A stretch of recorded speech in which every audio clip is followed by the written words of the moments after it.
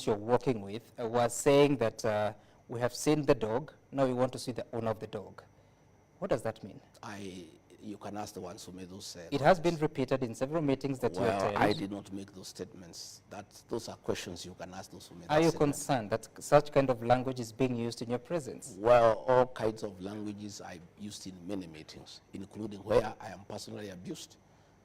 And that is what is happening. The country is in that mood of abuses, of tough talk, of campaigning, and there's nothing I can do. I have not studied it. Does it bother you? It bothers me a lot. So what are you going to do about it? Well, it's up to our boss to decide what should be done, because he is our party leader. He can call a PG and bring down the political temperatures, tell the members of parliament to stop attacking each other, ask those who accompany him who abuse the deputy president to stop, because if he told them to stop, they'll stop. Ask them to stop these night meetings. If he told them to stop, they'll stop. By your boss, you mean the president? Yeah. If he did, they'll stop. It's really him to provide leadership so that the country can go back to work. We have many challenges as a country. We have promises that we give to the people of Kenya. We have stored projects that needs to be completed. We have pending bills over 900 billion that we need to pay. We have housing program. We have health issues. We have issues of business. It is unfortunate that the country has been put in an election mood. You know, people are just talking about politics, how they'll impeach so-and-so, how so-and-so is useless, others are calling others snakes. There are all sorts of things that are going on. It's really upon the President of the Republic of Kenya, who is also our party leader, to put his house in order. What responsibility do you take for what's going on? Well, I have no responsibility, because my team answers to what is going on, because we are also politicians, and if there is an onslaught against the deputy president, he too has people who support him. If you abuse him in meetings, the team that supports him will also answer. That's what happens, because they cannot just keep quiet. So it's upon our boss, President William Ruto, to call his house to order. Have you spoken to the president? Yes, I've talked to the president several times, and I've asked him to call his house to order. Yeah, he's here to do it, and I trust he'll do it, because the atmosphere we are having, the environment we are having in the country is toxic. Kenyans are very unhappy about what is going on. How can people be meeting possibly at this time to discuss how to impeach a deputy president when the country needs a lot of work to be done, when we have roads that have stalled for years, when we have people who cannot pay hospital bills, when we have challenges of water, when we have issues of a good business environment? How insensitive can we be to the Kenyan public that we can sit to discuss on how to dispose of a deputy president who is in office, when there are very many issues of very great concern to the people of Kenya? I would rather, you know, if it were possible, all of us to agree to go back to factory settings and be very fair to the people of Kenya. We were just elected 2 years ago. We have not delivered on the promises that we give the people of Kenya. Yet we are back there now saying so-and-so is bad, talking about 2027. Even some people had started talking about 2032. People are looking for running mates. People are saying Gachagua will not be this, so-and-so will be this, so-and-so can join with the so-and-so.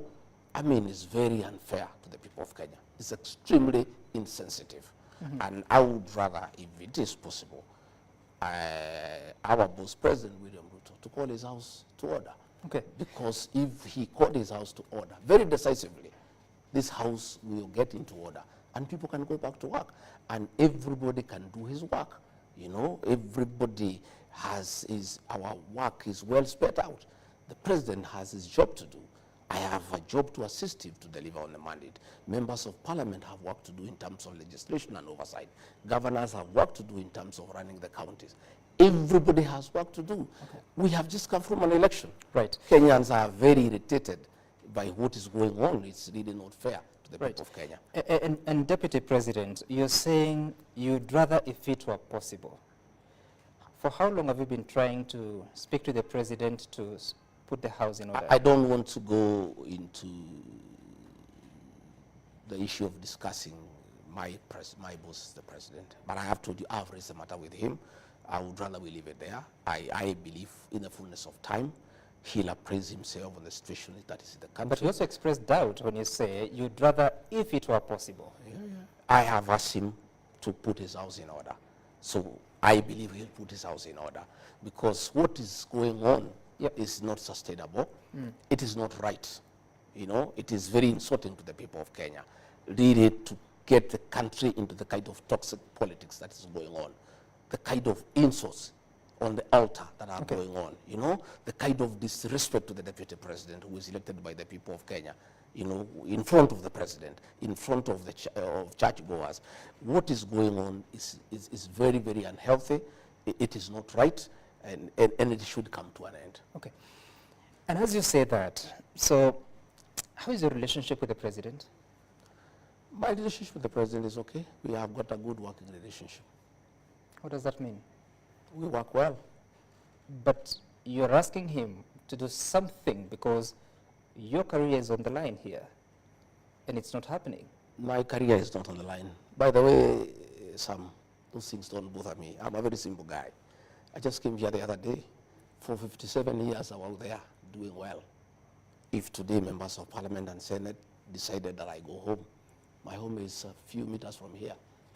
My clothes here will not even fit in a pickup. I just take and leave. It's not that. It's about the people of Kenya. It's not about impeaching Rigathi Gachagua. If your relationship... It's what it will do to the country in terms of political stability.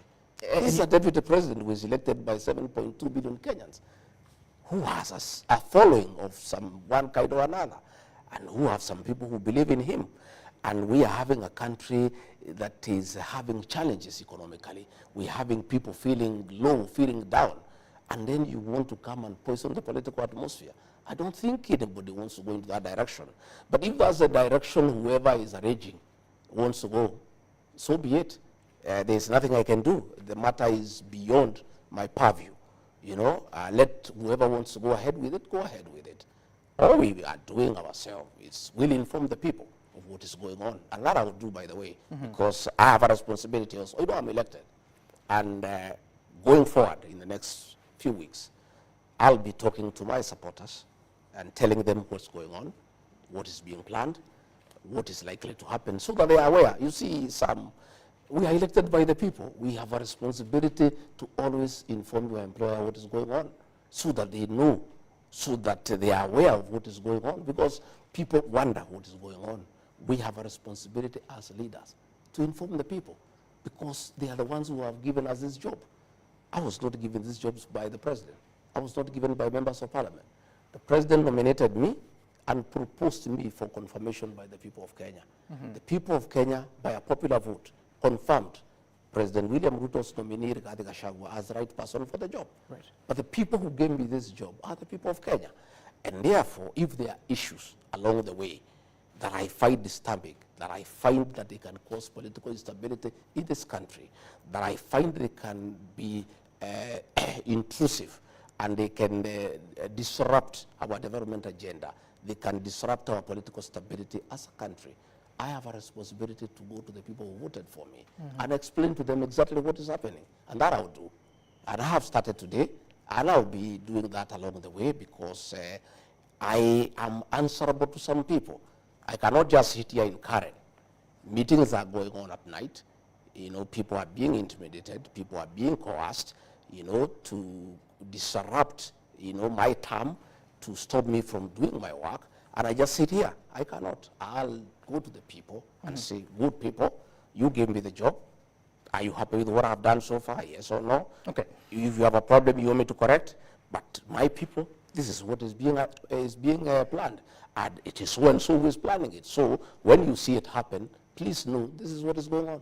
Deputy President, I take note that you keep going back to that conversation about the meetings and the plans that are being made.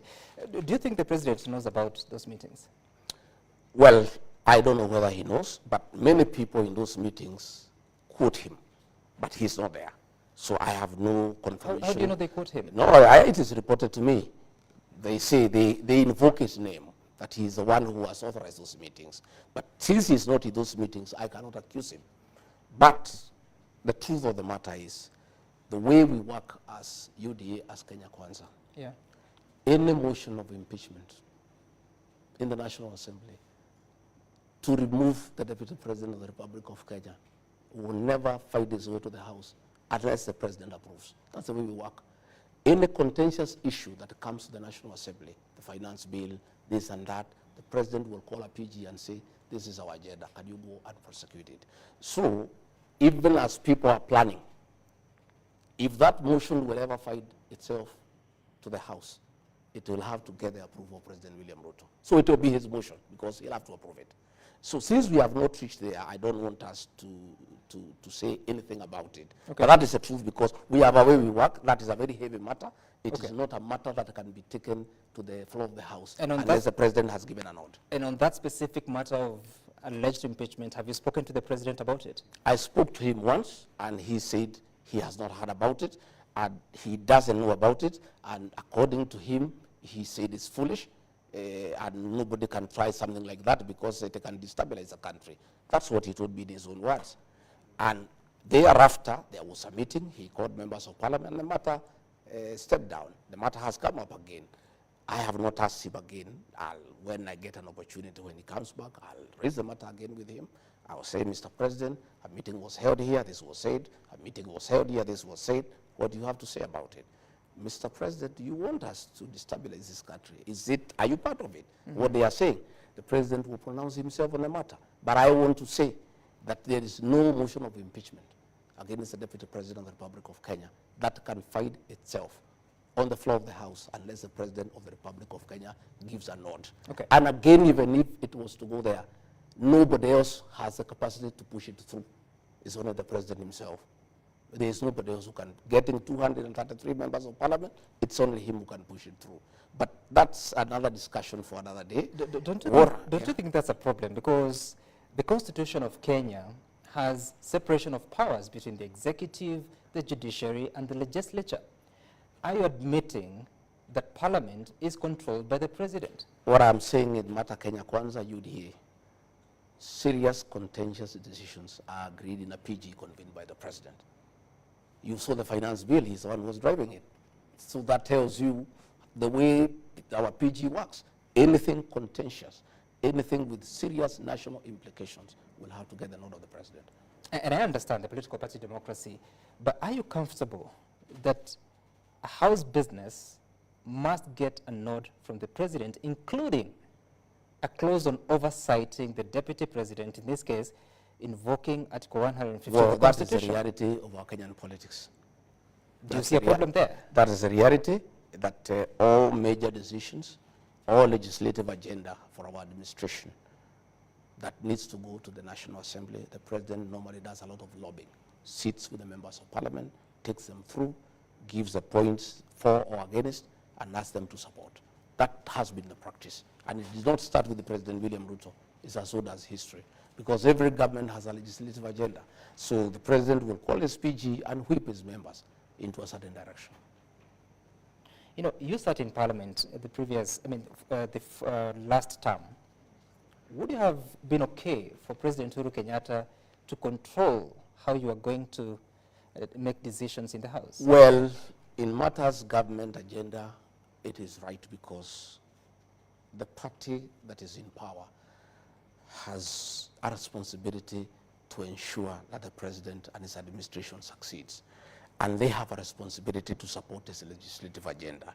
So it is important that once in a while, when there is important matters of government before the House, the president will convene a meeting and persuade his members why they need to support that legislative agenda, and he will whip them into action. There's nothing wrong with the president whipping his people in a certain direction. So when is the last time you got instructions from the president on executing your mandate in terms of assisting him? No. I have clear duties given by the president in Executive Order number 1 of 2023. Yep. The president doesn't give me day-to-day instructions. I have many functions that I do, very many, by the way, and one of them is any other duties assigned by the president. That is the one now is on day-to-day. So when is the last time you got such kind of an assignment? I think I was in Nyeri, agricultural show last Friday to represent him. I was in Mombasa the other week to represent him in the agricultural show.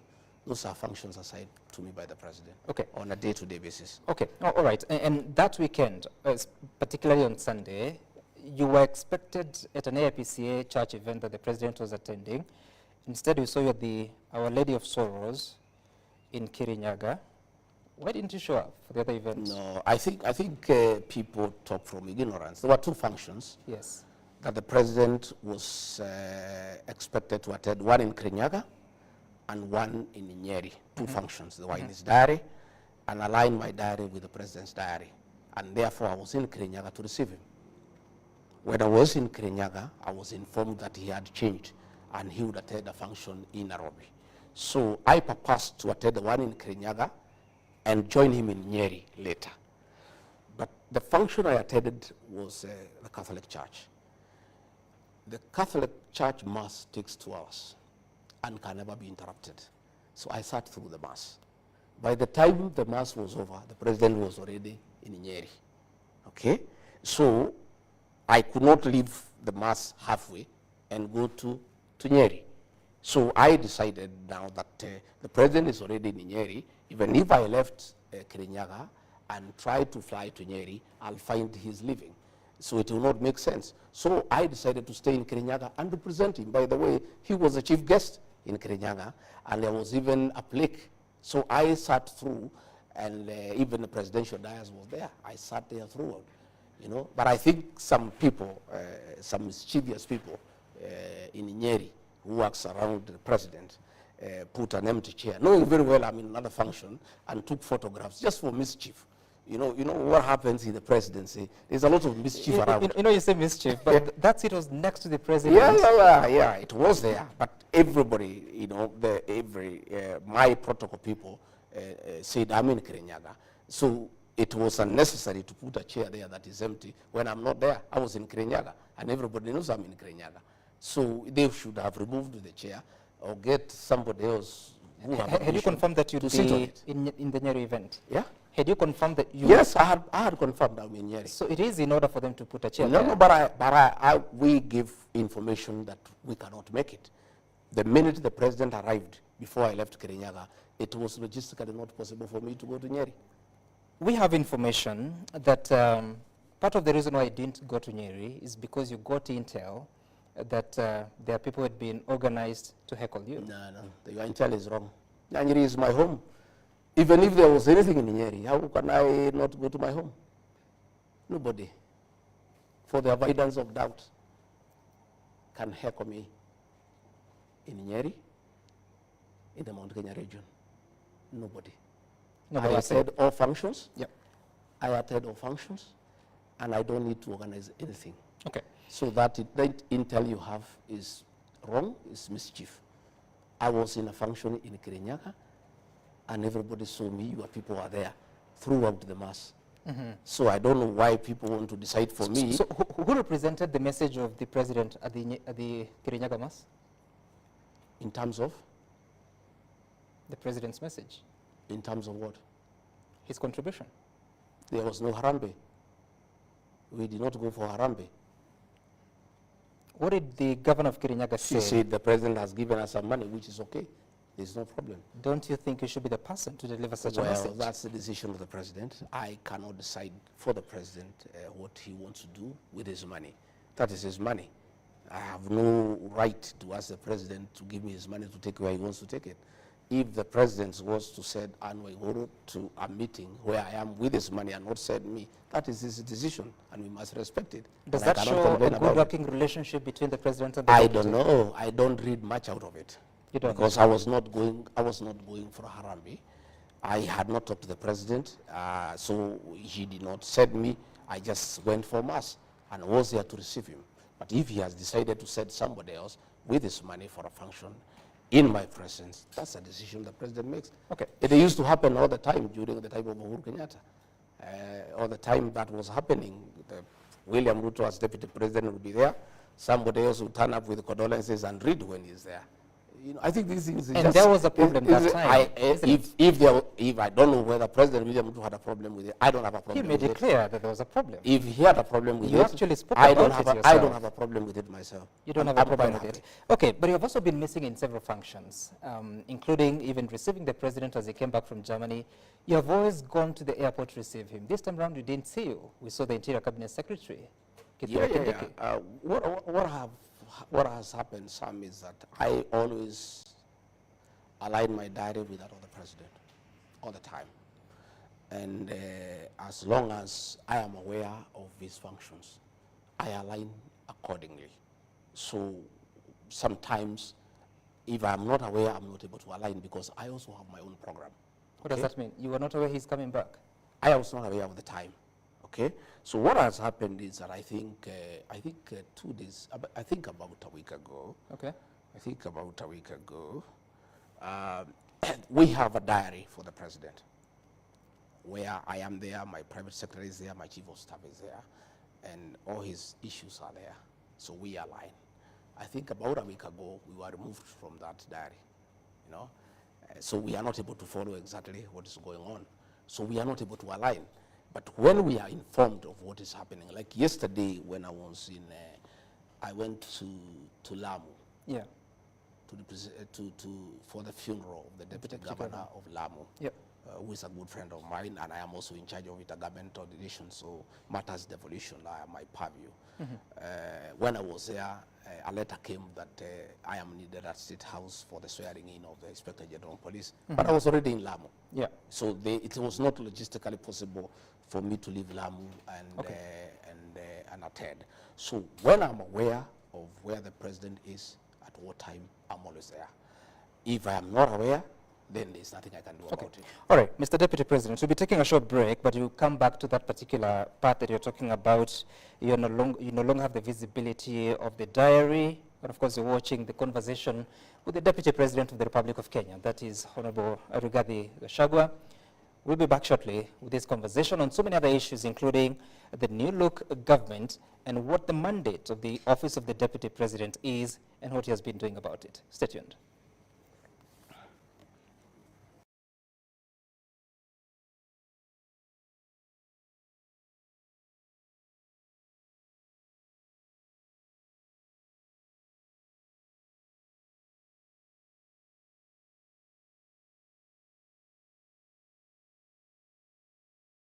They wanted me to listen to them means that they have not, their issues have not been addressed to their satisfaction. That's what I'm asking, because the city is under the leadership of the county government. What will you do as Deputy President? Well, mine is to profile the matter and bring it to their attention, because it's important. You see what is happening. Why those people look for me is that when the governor of the city of Nairobi was seeking for votes, yep, I held his hand and I went and talked to those people. And I asked them, because they know me and they trust me, that he'll take care of them. And once they feel that they have not been taken care of, they have come to me, because I was guarantor to Governor Sakaja that he would take care of them. What does that mean, guarantor? Guarantor is like when you go to a bank and you want to take a loan, yep, and you don't have security, somebody else can come and offer his title deed for you. I went because those are people who speak my language and talk to them in my local language, yep, and they wanted an assurance. They say, this Johnson Sakaja, Gachagua, we don't know him well. Do you know him well? I said, yes. Are you telling us that if we give him our vote, he'll take care of our business interests? I said, yes. Are you giving us that assurance? I said, yes. So I gave that assurance, like all you do when you are campaigning for somebody. And therefore, when probably they have felt that the governor has not treated them well, as the guarantor of Governor Sakaja, they have sought me out and asked me questions, hard questions. That's what I'm asking. What are you going to do? Because well, there's separation of powers. The fact that we are discussing the matter with you here. Just hold on, Deputy President. The separation of roles between the national executive and the county executive is quite clear. You cannot supervise the county government, can you? I am not pretending to supervise the county government. Advocacy is part of governance. The fact that the matter is being discussed here is good enough. It means the matter has gotten the right attention. I've seen the governor has written a big reply. That is good enough, because If I had not gone there to listen to them, he would not be replying to that matter. The fact that the matter has been brought to light is good enough, and that is what leadership is all about. Because at my level, I've given it high profile. Everybody knows there is a challenge. The governor knows there is a challenge. It's incumbent upon him now to deal with that challenge. But I have undertaken, my rightful role as guarantor to Governor Sakaja to those people by going there and give them an ear and listening to them. And because of the publicity that has gone with the tour, the matter now is under discussion, which is a good beginning point. Interesting. And of course, we'll get back to that later on. But first, that was not the only issue that you were talking about while in the city. You also said a few things that I want to reference just a little bit. Mimi siwezi kubali mambo ya uongo, ndio kwa maana wananipiga vita. Kama mko na shida na mimi, kujeni munishtaki kwa wananchi. Who are you talking about? Some of you know what is happening, and I had hoped probably before we get into that discussion, we'll discuss matters to do with what I do. And no, we'll get there. We're just coming from the matters arising from the events that you had in the city. What I am saying is that it is everybody's knowledge that I'm a truthful person. And many people are uncomfortable with that truth. When I raised that matter of Wakulima market, I was called all sorts of names, including being called a tribalist. Given the fact that majority of the people in that market come from my community, matter beyond my control. And it was assumed that I'm talking because probably they come from my community. Far from it. In that market, there are traders from all communities. And when I bring these matters to light, many people have a problem with me. And the fact that I insist all the time that we honor pre-election pledges. There are things that we promise the people. We went there with Governor Sakaja and promised the people of that market that under our administration, their business can only flourish. It cannot become worse. We agreed that our administration will never oversee demolitions and evictions. Those traders were being evicted there about 10 years ago in a very brutal manner. And I talked about it. And many people are uncomfortable with that. And what I'm saying is that anybody who has a problem with my conduct, you go and report me to my employer. My employer are the people of Kenya. These are the people who employed me. Go to them and say, well, regarding Gachagua, Deputy President is becoming a nuisance. He's complaining that you people are being harassed. We want to report him to you and ask him to shut up. And he shouldn't keep on bickering and saying that you people are being mistreated. That's what I was saying. Those are my employers. You go and report me to them. You said that the people that trade in Wakulima market are not necessarily from one community. But then again, in some of those instances, you spoke in your mother tongue, Yes, Kikuyu. I did. And some are using that to say that you're being a tribal leader. I did. I spoke in my mother tongue. When I looked for votes for Governor Sakaja, I spoke in mother tongue. He didn't have a complaint. He was quite happy. He was all smiles. You see, Sam, communication is not what you say is being understood. You talk to a people, to a language that they understand better. When I was looking for votes for President William Ruto, for Governor Sakaja, in meetings where the majority are people from my community, I spoke in my mother tongue. I don't know why people are having a problem. Now that elections have been won, when I speak to people in the language I used to speak to them when we were looking for votes. What was good then is still good today. But that time you were not deputy president. Now you are a national office. The But president, that does not... just hold on. The president is a symbol of authority. I mean, a symbol of unity in the country. You are the deputy president, principal assistant. Maybe would be held to the same standard.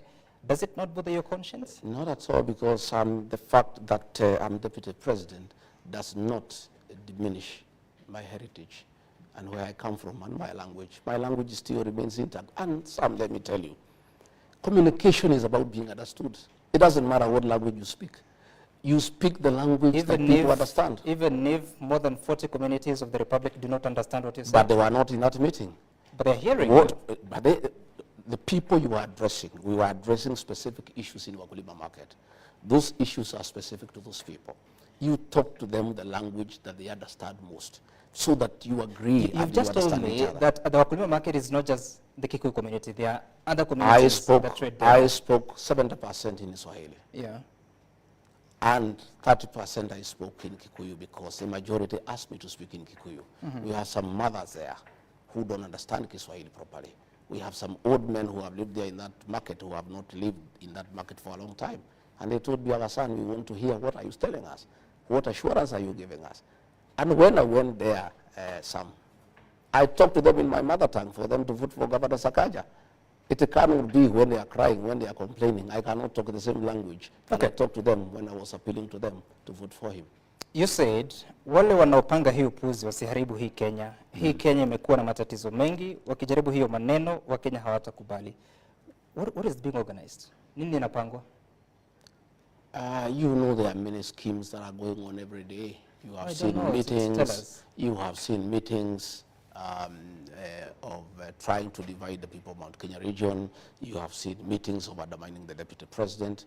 You have seen people being caught and being offered money to impeach the deputy president, to remove him from office, and all that nonsense that is going on. And I was saying, you see, some are elected by the people. And I asked the people directly whether they have a problem with my leadership. And they said they don't have. I drew my mandate directly from the people.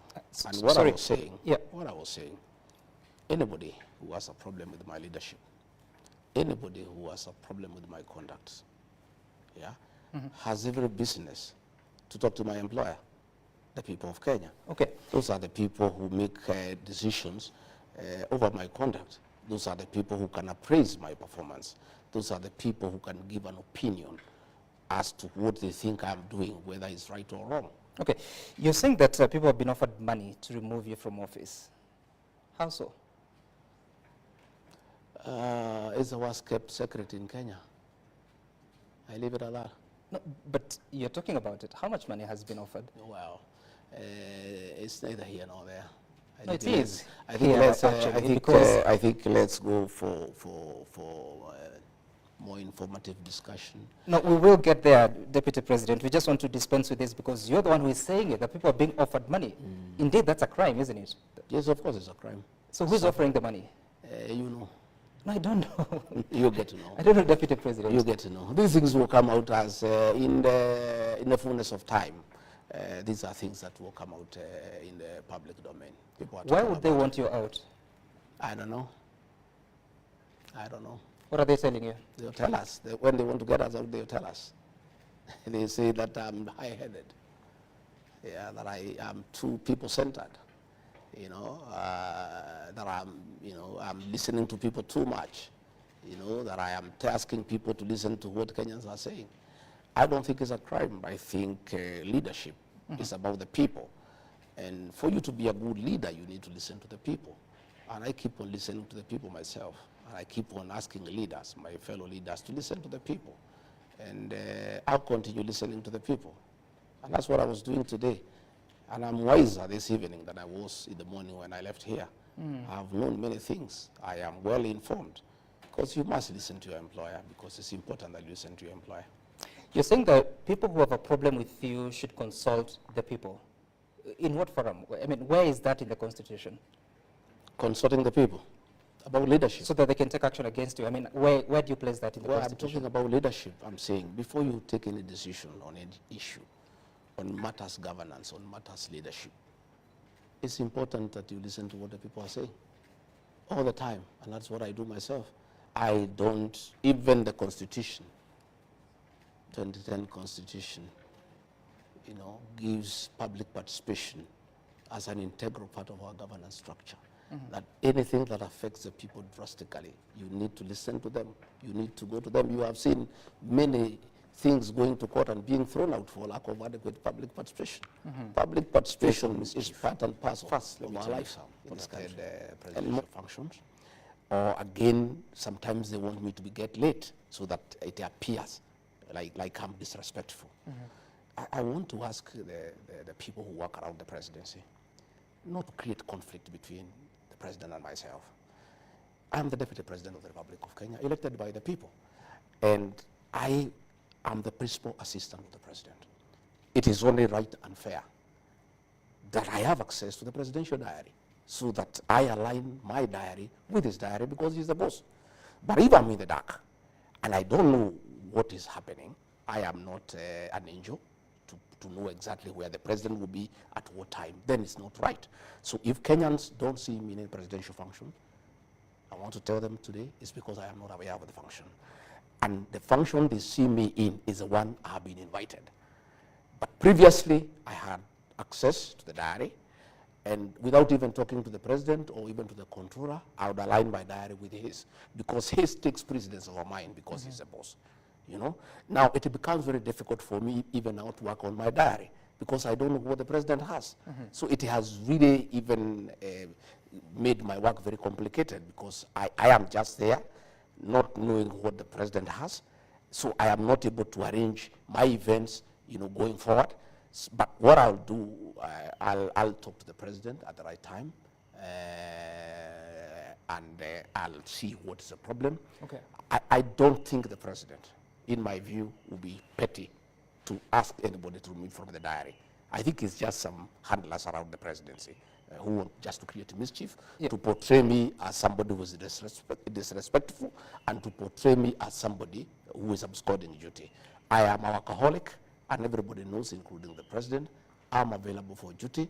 I'm available to assist the president 24/7. Right. But work needs to be made, you know, straight so that we are able to work properly, so that I align my diary with his, and I'm able to assist him as it is supposed to be. All right. Who is the custodian of that diary? There is a page with everybody there. There's head of public service. There's the president himself. There is a controller of state house. There's a deputy chief of staff. There was me. There was my chief of staff. There was my private secretary. There are security people. The people really who handle the president and myself were in that page. And you know, we even share. What do you mean with the page? No, they are the ones who handle the president's issues, his movement, you know, hospitality people, security people, on that page. So that once his activities are known, everybody aligns automatically, and there has been a lot of efficiency because you have the information so that you are able to plan, you are able to coordinate. If you are flying, you know, you are going by chopper, you prepare. If you are going by road, you know. But when you don't have that information, then it becomes extremely difficult for my office to align with the president's office. Help Kenyans understand. So this diary, is it a physical book? Is No, it it's a WhatsApp group. It's a WhatsApp group. WhatsApp group. It's every day, you know, things now are good with this digital space. It's a WhatsApp group, and it's updated as you go on. And the president updates it sometimes himself, the controller does, and we all keep on aligning. So, you know, sometimes he'll have a program, he'll move it from this day to that day. I get into my diary and change mine and align with his.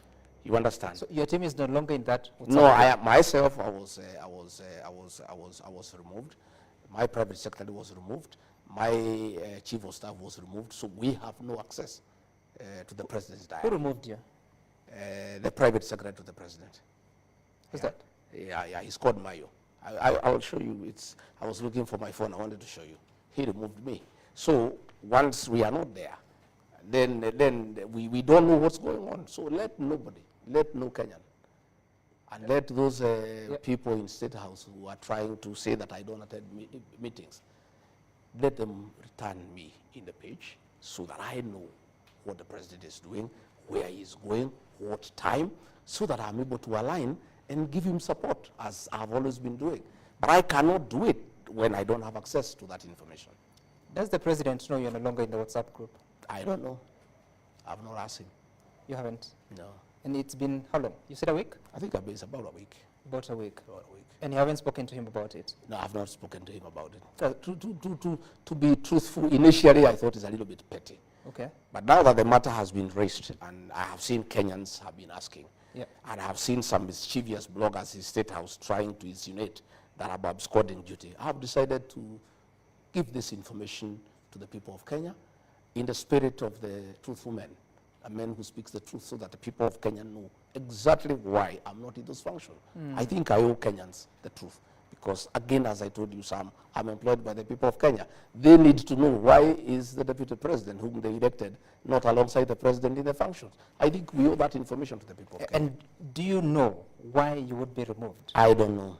But I have told you, there are mischievous people around the president. Why are they mischievous against you, Deputy President? Well, I don't know. How do you explain mischief? People have many motives.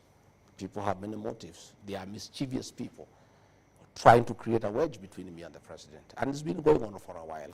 And I take it in stride myself because I'm also an elder and I'm also an officer, you know, who is well trained. I was trained in paramilitary. I have tremendous capacity for perseverance and endurance.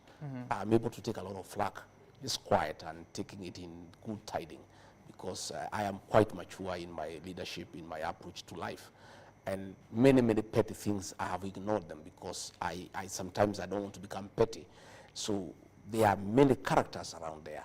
You know, you remember, Sam, when the king was here in State House, the King Charles the Third. Yeah. I think I was the president had sent me, I think, to Berlin or to Brussels. I'm not sure. I can't remember exactly to which country. And so when the king was in State House, I was missing. Okay? A blogger who works for the president created a Photoshop. And I know you can remember. Just for mischief and to demean me. Created a Photoshop that, you know, the king is here working with the president. Then there was a window there. And Rigathi Gachagua had been locked in that window. And he actually circulated on his blog until Kenyans complained, and he brought it down. Just to demean the deputy president. And these are people who work for the president. And you wonder why. How come you work for the president? You want to demean his deputy. And I told them, I raised it with them, the head of communication. I said, you think you are demeaning the deputy president? You are not. You are demeaning the president. If there is a perception that the president has locked his deputy in a room somewhere so that the king does not see him, who looks bad in this situation? It's the president who looks bad. So there are many people around the president who are very petty, who are full of mischief, and who are hell-bent on creating conflict within the presidency. I would like to ask the people who work for the president to be honorable and decent people.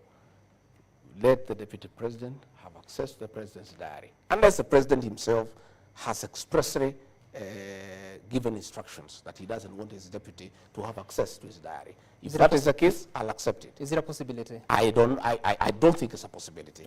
I don't think President William Ruto would go that down.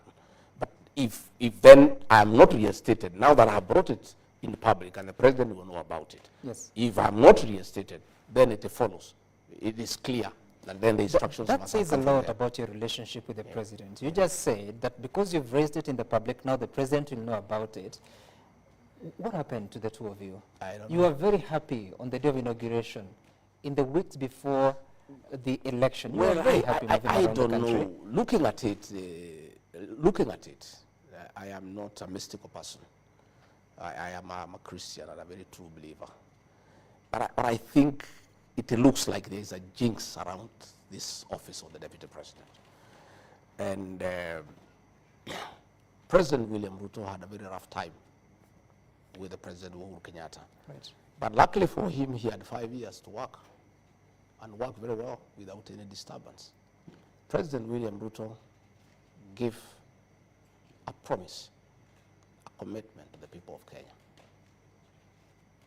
When he was complaining the way he was persecuted, he was mistreated, he was demeaned, he was harassed, he gave a commitment to the people of Kenya that under his watch, if they elect him as president, his deputy will never be demeaned, his deputy will never be harassed, his deputy will never be persecuted, his deputy will never be disrespected, and his deputy will be facilitated to work and work well.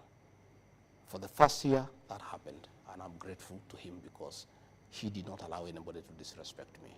He did not allow anybody to interfere with my work. But the second year, I must tell you, that is happening.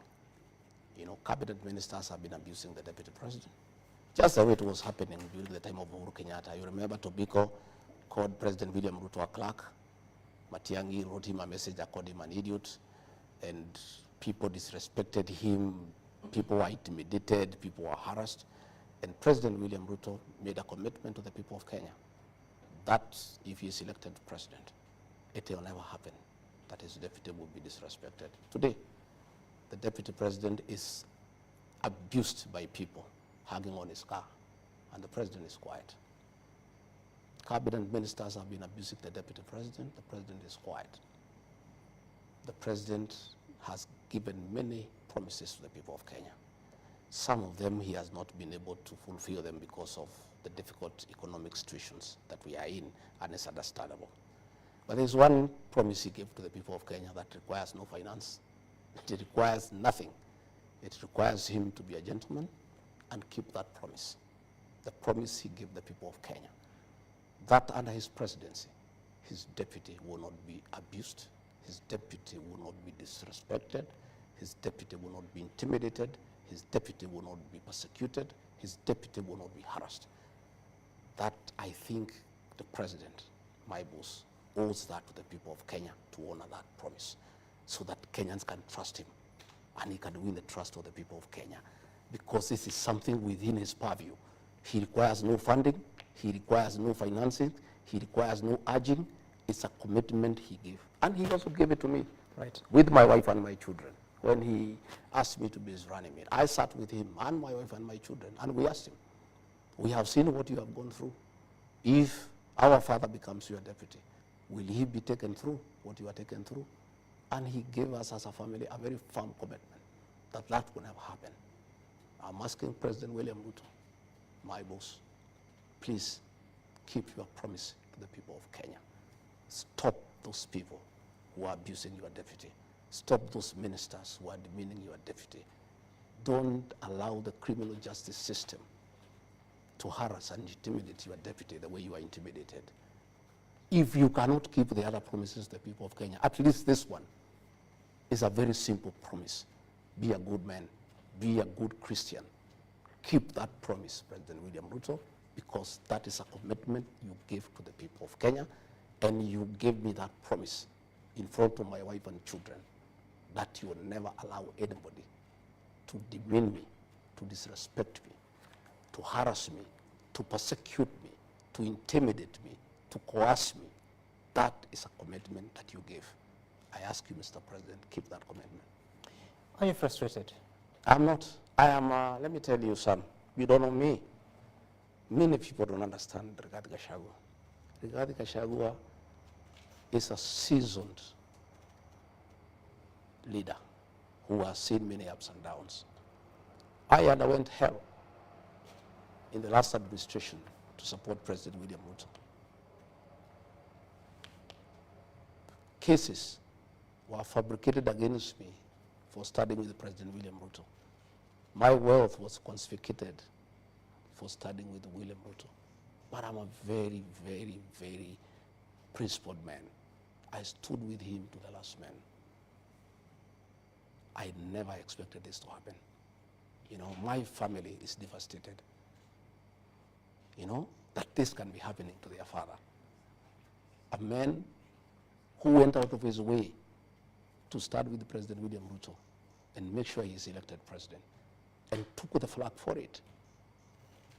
And I say, even if there is a jinx around this position, at least President William Ruto was allowed to do his work for 5 years without interruption, without harassment, for 5 years. I've only done 1 year. And what is happening to me is worse than what happened to President William Ruto. I asked President William Ruto, please allow me to work.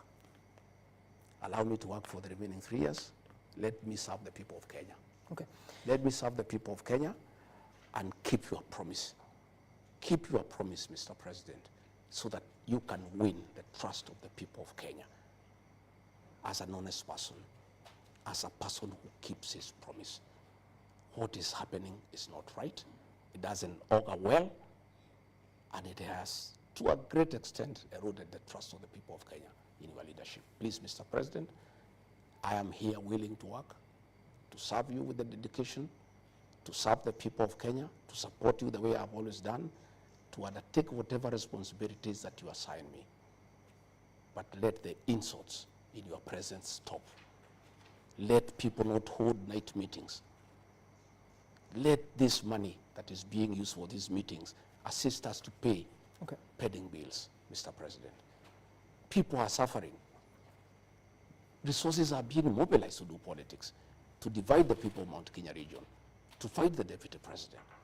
When Kenyans are suffering, when we are collecting taxes from people and we are saying we don't have enough, how come millions of shillings are being mobilized across the country to fight your deputy president, to undermine his work, to divide the people of Mount Kenya region for political purposes?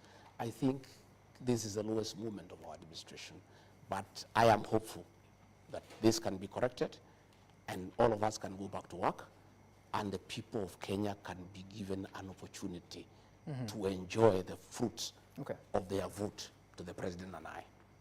Right, and I'm sure the president will get your message. Now, what was your role in the formation of the broad-based government?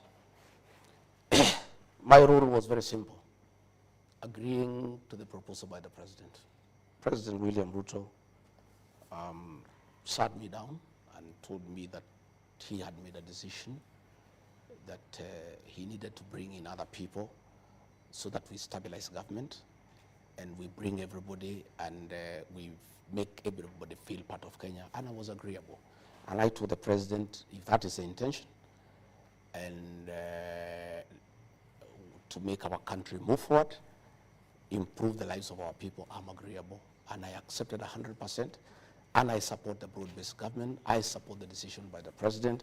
I embrace the people who joined us, and I am working well with them, and will continue working with them.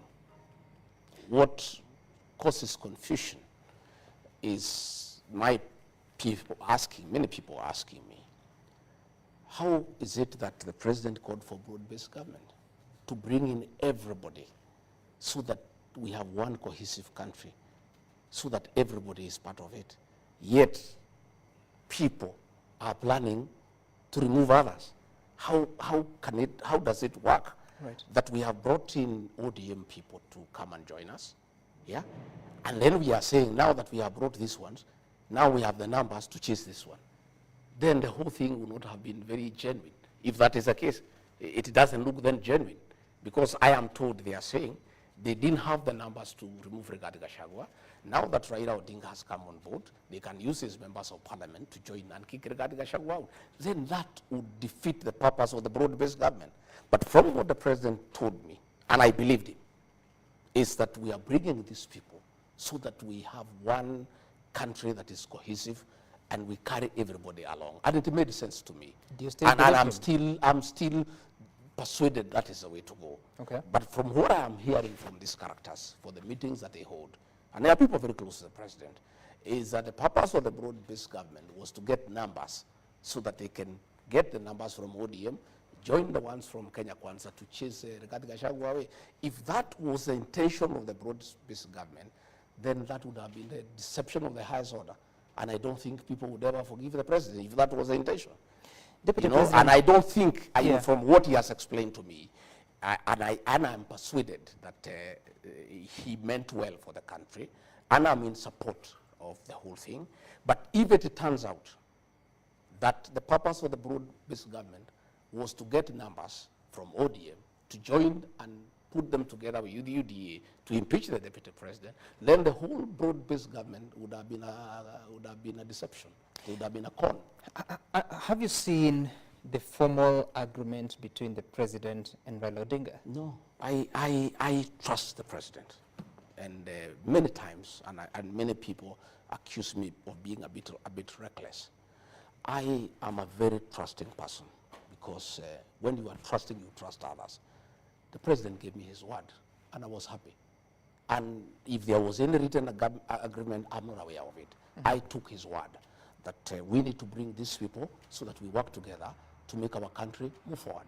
By the way, Sam, so trusting is regarding Gachagua and his people from the Mount Kenya region, that in the whole of this matrix, we are the only people without a written agreement with President William Ruto. We just agreed as gentlemen. I can tell you, when Musalia Mudavadi came to join President William Ruto, they have an MOU. With Moses Wetangula, they have an MOU. Jefferson Kingi, they have an MOU. Alfred Mutua, they have an MOU. Everybody wrote an MOU with President William Ruto. I and the people of the mountain, because we are very trusting people, we trusted President William Ruto, and we agreed to move in one party. We did not even form our own party to bargain with or to negotiate with him. We accepted him because we believed and trusted him. And we moved together on trust. And what we agreed is what we are proceeding on. So I have never asked the president for any written document or anything. I always take his word for it, because I'm trusting, so I also trust. Do you regret that decision? I don't regret the decision, but I have heard many of our supporters saying that it was an indiscretion on my part. I have not yet interrogated whether it was an indiscretion on my part or not. But many of our people, many of our supporters from the Mount Kenya region think that there was an indiscretion on my part. But I want to say I think I did the right thing, because trust is very important. And we gave President William our trust. We expect him to reciprocate that trust. Okay. And one of the ways for him to win our trust is to stop the humiliation of the Deputy President. Okay. Deputy President, I think you've made that a point quite clearly. But tell me, even as you move ahead to now manage the broad-based government, you're out of the President's diary, you're not getting communication on the events he's holding. How then do you even coordinate the cabinet committees yourself? Have you chaired the committees since the reconstitution of the cabinet? No, I have not. I chair cabinet committees, and we used to have 6 cabinet committees. We have collapsed them into 2. We had a cabinet meeting, I think, on Tuesday, and we agreed we have 2 committees, one on governance, one on production, and I'll be chairing those committees unless advised otherwise. And those committees have been very good, some, and part of the work that I've done for this country and for the president. I've held 35 cabinet committees since we were sworn in, and we have prosecuted. You said how many? 35. 35. Cabinet committees, and we have prosecuted 333 agenda items. And what those cabinet committees do, they are very, very thorough and very, very interactive, and very, very exhaustive, because we even invite PSs, we invite CEOs, we invite technical people, and we do interrogate business of cabinet in a very comprehensive manner, so that by the time we go to the cabinet that is chaired by the president, more or less most of the issues have been agreed on, and the president gives his thinking and he gives his direction, and sometimes he agrees, sometimes he doesn't agree with us, and give it to him. Where he doesn't agree with us, he convinces us and we get convinced. And the president, in my view, did very well to set up the cabinet committees, because the president should be a consumer of finance, because he's a very, very busy person. And the kind of work we do here in cabinet committees, sometimes 6 to 7 hours, will be a bit heavy for the president because of his duties. So what is the reason of so we collapsing? continue, Yeah. And those cabinet committees have worked very well. Okay. And I am very, very, very clear that we'll continue to have the cabinet committees. Right. And we'll be able to look at the cabinet memos that have come, and we'll be able to proceed to the cabinet for the final approval. If they were that effective, why are they being reduced from 6 to 2? No, what happened is that there were 6, and then we were having issues of quorum.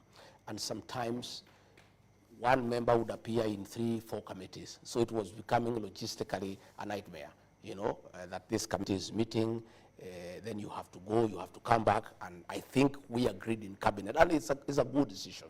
We reduced them into 2, one to do with governance, it has 11 ministries, the other one to do with production, it has 11 ministries. And I think it will work very well. Okay. And we'll have the first cabinet committee, I think, next week, and we'll be able to process all the agendas that are before us so that we can proceed to the cabinet. You promised the people, or rather, during the campaigns you used to say that when Raila Odinga came to the government, under the handshake arrangement with President Uhuru Kenyatta, that's when you lost the Jubilee government of second term. And you said you'd never allow Raila Odinga into your government. Now it appears he has quite a hand in it. Yeah. Is that a deal breaker for you? Well, I look at it differently. Only a fool doesn't change his mind. We had President Uhuru Kenyatta, our fourth president, brought Raila to government and asked us to support Raila Odinga, which we, the people from the Mount Kenya region, were very unhappy about. And we disagreed with President Uhuru Kenyatta, and President William Ruto persuaded us that Raila is the one who has caused problems in government. He persuaded us, and he's a very persuasive leader, and we were persuaded. President William Ruto persuaded us that if we allow Raila Odinga to become president, this country will not move forward. And as a result, we disagreed with President Uhuru Kenyatta and rejected Raila Odinga and gave our vote to President William Ruto. So when we came into office, it was my agreement with President William Ruto that we will not allow Raila into government. But along the way, my boss, President William Ruto, changed his mind. And he is a boss. And in this situation, Sam, we are not in a co-presidency. I'm just a principal assistant to the president. What he says is what carries the day, and I don't argue with him. I may have reservations, and I raise it with them. He persuades me many times. Other times he overrules me. And when I realized that he started having a relationship with Raila Odinga, I slowly gave way, because the boss is always right, you know? And that is why many people say, oh, regarding Gachagua, he had said he has put traps in State House so that Raila Odinga has not come. Yeah, that was my agreement with President William Ruto. But that is not my house. The minute I realize they are meeting, they are interacting, I'm also not a stupid person, and I don't have to be told, you know, in black and white. I relaxed, and I stopped even attacking Raila Odinga, and I let the president have his way. So by the time he decided to bring him into government, I had already formed an opinion that the president wants to work with Raila Odinga, and I was quite happy with it. In any case, my brother and long-time confidant, President Uhuru Kenyatta, had told us that Raila is a good man. President William Ruto convinced us otherwise. And we abandoned our son Uhuru Kenyatta, and we decided to go with President William Ruto. Now President William Ruto has told us exactly what President Uhuru Kenyatta had said, that Raila is a good man, we can work with him. He has told us exactly what President Uhuru Kenyatta had said, that Raila is a good man, we can work with him. So we have said, says a man is good, Raila Odinga, are you to argue with him? And so we have said, Raila Odinga is a good man, make him part of our political process, and let us make him part of our political process, and let us build the country together. And I want to say, myself and my political base, the Mount Kenya region, have no problem whatsoever with Raila Odinga. In fact, what people are saying, and it's very interesting, they are saying a Mount Kenya king does not pronounce himself twice on a matter. Our son, President Uhuru Kenyatta, had pronounced himself on this matter. So that pronouncement carries the day. As we stand today, me and the mountain people are quite happy with Raila Odinga, and we don't have a problem with him whatsoever. And I can tell you, because it's important that I say so, myself and the mountain people feel very bad, that we punished Uhuru Kenyatta, we demeaned him, we told him off, we embarrassed him for telling us that Raila Odinga is a good man, and we were very, very brutal with him, and we really hammered him. It has come to our knowledge that it was very unfair, because his crime was to tell us that Raila Odinga is a good man, and we decided that Raila Odinga is a bad man, William Ruto is a good man. Now that President William Ruto has said Raila is a good man, that is why I apologize to Uhuru Kenyatta and his family, and I owed him an apology on behalf of the community, because what he had told us is what the president has told us. We had no business fighting him. We had no business disrespecting him. We had no business humiliating him. Right. So myself and the community, you know, owe Uhuru Kenyatta an apology. And I give that apology on behalf of the community. Okay. You know, and we said, you know, we know, because that's what he had told us. And we were very unfair to him because, so, you know. Knowing what you know today, would you have made a different decision if you knew that in 2022?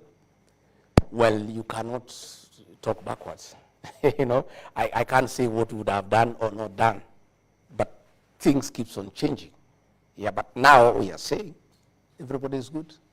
You've said that once the king pronounces themselves, the pronouncement stands. Does that mean Uhuru Kenyatta is still the king of the mountain? Oh, yes, yes. You didn't know? Uhuru Kenyatta is the undisputed king of the mountain. And what is your relationship with him? Good. Brotherly. When did you do that? Oh, we talk.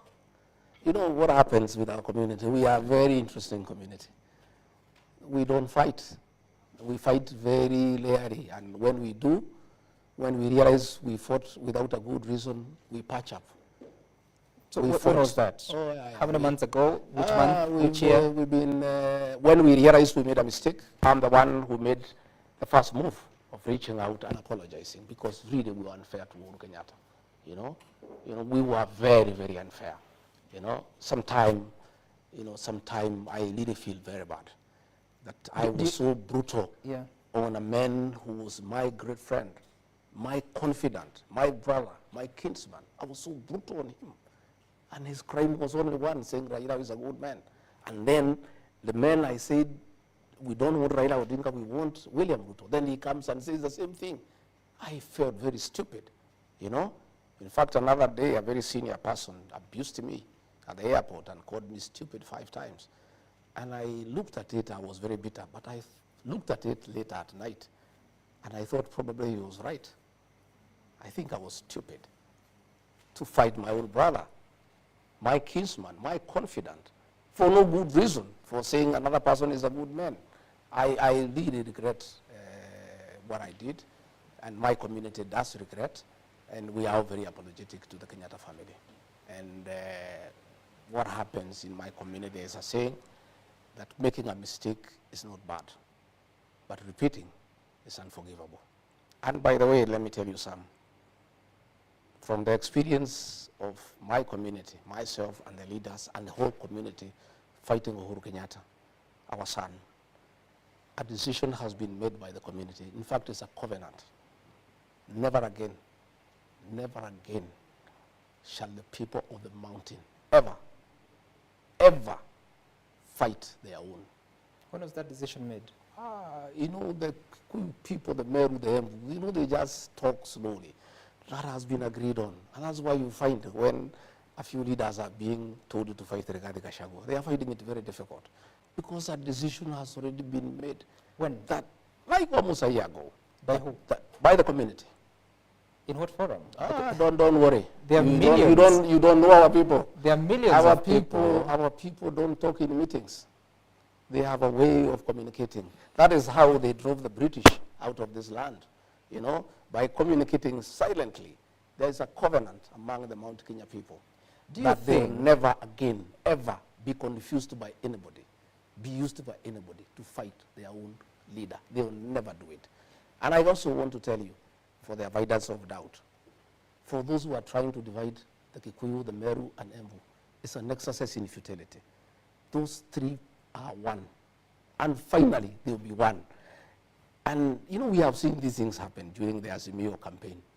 You use a lot of money, you call meetings, you call MCAs, you call people in tents, you give them money, you persuade them, they take your money. Finally, they make a decision. And you see what they did in 2022. I can tell you, this attempt to divide the Kikuyu, the Embu, and the Meru is an exercise in futility. You can spend billions, you can spend money, you can have meetings, night meetings in hotels, in where, in what forums. Okay. But finally, the people of the mountain are one, and they will never be divided, and they will not agree. They have made mistakes before, they will not repeat them. Deputy President, on the 26th of June, 2024, you are in Mombasa, addressing a press conference shortly after the president had spoken, and you are questioning when the rain started beating the government of Kenya Kwanza, the administration of Kenya Kwanza. And you went out to attack Nuruddin Haji, the Director General of the National Intelligence Service, accusing him that he should take responsibility of the Gen Z protest that led to what we saw at Parliament on June 25th. What was your role in those protests? None. My statement in Mombasa is on record. I don't want to delve into it. I pronounced myself. I said what I thought of the situation. And that remains my truth. And anybody can challenge me otherwise. I don't want to delve into that statement because it was a public statement for consumption. Do you stand with it? I said what I said. Do you stand with it? Have I ever issued another statement countering that one? You believe the National Intelligence Service is responsible for the protests? I've said some, please allow me, I don't want to go into the merits and the demerits of that statement. The statement was crystal clear. It was in broad daylight. It is still there. You can interrogate it. Why would you come out and make such a statement about an officer who sits in the National Security Council, yet you have access to him or even the president? I have said I made that statement. I don't want to go into it. Please allow me not to go into it. That statement I made in broad daylight. You covered it live. It is still there. You can go and read it and listen to it once more. But in the spirit of accountability, because it was your statement, and I believe you made it after thorough consideration, and you raised issues to the person of the Director General. You said he should resign. You still believe so? I have said I talked to that day. Sam, allow me to leave it there. I don't want to go into that matter. Do you think that your tribulations have something to do with how you conducted yourself during that period?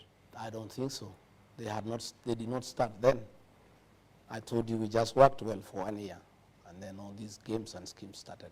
They had nothing to do with it. That was my own reading of the situation then, and I talked to the people of Kenya as an elected leader. When is the last time you attended a meeting of the National Security Council? Well, National Security Council meetings are top secret. I don't want us to I don't want the details. I don't want us to go into the details. When is the last time you attended a meeting? I think earlier this month, I think so. Earlier this month. Was the NIS Director General in attendance? Of course it was. Have you patched up your differences? No, I don't want to go into the details of the National Security Council. That's a top security organ for this country. It is not about the National Security Council. I'm asking if you have patched up your relationship with him. Did I say we have personal differences? I was giving an opinion. An opinion? Yeah, on that day. But you said as a matter of fact. Yeah, that's what I'm saying. I won't record what I said. I made a public statement as an elected leader of what I thought of the situation. What responsibility should the administration of Kenya Kwanza take in regard to the lives that have been lost in those protests? Some I have said that matter, I addressed it comprehensively. Let it rest there. I'm actually not talking about the statement. I'm talking about the killing of 60 people, at least 60, as reported by the Kenya National Human Rights Commission, KNCHR, which the government is yet to admit about the total number. The last, I think we have from the president, about 40. By the way, how many people died in those protests? You asked that question to the president. He's the chairman of the National Security Council. I don't want to talk about security matters and operational issues because I am not competent enough to address operational issues in the National Police Service. You're the deputy president. I am, but I don't comment on operational issues. I'm a very disciplined deputy president. I know my space. You don't have information about how many people died? I am not going to comment on operational issues to do with the National That's Police not an Service. operational issue. It's a fact. It's a statement of fact. It's an operational issue. The cabinet, in different dispatches, indicated that compensation was going to be given or granted to families that lost their loved ones. What is the progress about that? You would have to check with the minister who is responsible for the implementation of the cabinet decision. You see, once we have met in cabinet, every line minister takes the responsibility of implementing the cabinet decision. So I don't have the facts because I have not asked for that answer as to how far we have gone with the implementation. I would advise that you seek out the minister. How important is that matter to you? Very important. But you have no information. Yes, because I have not asked about it. Why? I have many things that I need to ask about every day. And when the time comes, we'll get a report. In any case, you are aware we have not had cabinet for a long time. The first cabinet committee, the inaugural committee, met this week. We have not had cabinet meetings for almost 2 months, I think so. So the last one was, I think, July, early July. I think so. Then cabinet was dismissed on July 11th. I think so. For almost 2 months, we have not had cabinet meetings. So what should we do? What should the country do? Because they're waiting for answers. There was a promise by the president. You follow up with the minister responsible for that particular docket. Because you see, once cabinet has met and made resolutions of cabinet, it is in cabinet upon the respective cabinet secretary to follow up and implement what the cabinet has decided. What are your thoughts? Because the Gen Z-led protests were because of the Finance Bill 2024. Why didn't your administration listen to the people, and what responsibility would you take? You heard my statement. The answer is there. We're here. We're speaking But to I'm the saying, president. Sam Gituku, I gave a very comprehensive statement in Mombasa. And he doesn't have About to what I repeat it. felt. I still feel the same way. That? Yeah. That? That we must listen to the people. That was my So position. why didn't the government listen to the people? Sam, I've pronounced myself on that matter. Please give me an answer, Deputy President. Why didn't the government listen to the people? But we listened to the people. We shared the finance bill. But already too much damage had already occasioned, and that was the gist of my statement. So why I did it was have to asking, take that? that is the question I was asking. Do we have to wait for things to get to this magnitude for us to act? That's what I was asking then. Before that time, did you try to propose the voice of reason to those that... I always do. And And quite a number of people are uncomfortable with me for always speaking the truth and saying that we need to listen to the people. And what happened if you raised those issues? Well, I cannot give you details of what happens in cabinet. Cabinet meetings are top secret, and I am bound by... I'm not talking about of cabinet office. meetings. No, those forums, my opinions, are given in cabinet. I cannot divulge to you what my opinions were, because I will be in breach of the oath of secrecy. You know, you told me that you're accountable to the people of Kenya, and if anyone has a problem with you, they should actually consult the people of Kenya if they're disappointed with you. But you're here, I'm asking you a question about your role in making sure that what happened on June 25th didn't happen, but you won't explain. But I have the explained side to of you, I was very clear, I pronounced myself on the matter, that we need to listen to the people more. What more do you want me to tell you? That is my stand. I'm That asking we must what happened that, continuously. who was not listening? That's what I'm asking. I've told you, Sam, I have said we need to listen to people all the time. And if you made that counsel to whoever, who is that didn't listen to you? Well, I don't want to apportion blame. I made my pronouncement that it is good as people's employees who we are, we must continuously listen to the employer, the people of Kenya. For the first time, people died at the entrance of Parliament. When that happened, you were the Deputy President of the Republic of Kenya. What responsibility do you take? I pronounced myself on the matter. Please give me an answer. No, but what answer do you want me to give you? I said what I thought about the matter. We are The not- answer is in my statement. And you're here. That was June No, but I'm 26th. saying the statement It is there. okay to repeat no, it. No, no, no. Why do you want me to repeat it? Because I'm you asking the have it in your, question. you have it in your archives. My answer to what happened is in my statement. Why don't you want to talk about this? But I said where the blame lies. The statement is there. Why do you want me to go into it? I said. I have not recanted that statement. I still stand by it. So go and look at the statement. Why don't you want to talk about this? I don't want to go into it Because because I don't think it is necessary. Because my statement was very explicit. over 60 families are still waiting But my statement was very for explicit. answers. I made myself No very action clear. has been taken against any police officer. Are you bothered by that? You know whom you need to ask that question. I'm asking Who the is Deputy supposed to take the President. action? Sorry? Who is supposed to take the action? You tell me. You know. Who? What are you saying?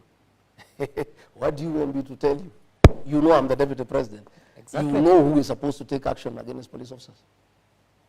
Go and Who? ask them that question. Who? You know. I wish you could tell me the answer. No, I'm not. Why do you want me to help you to do your research? I don't want you to help me. Just respond. Kenyans, it's not about I you am here. not going to tell Kenyans you. are watching. Kenya, you know, you tell the Kenyans, you know. Go and look for that person and ask that question. That is not my question.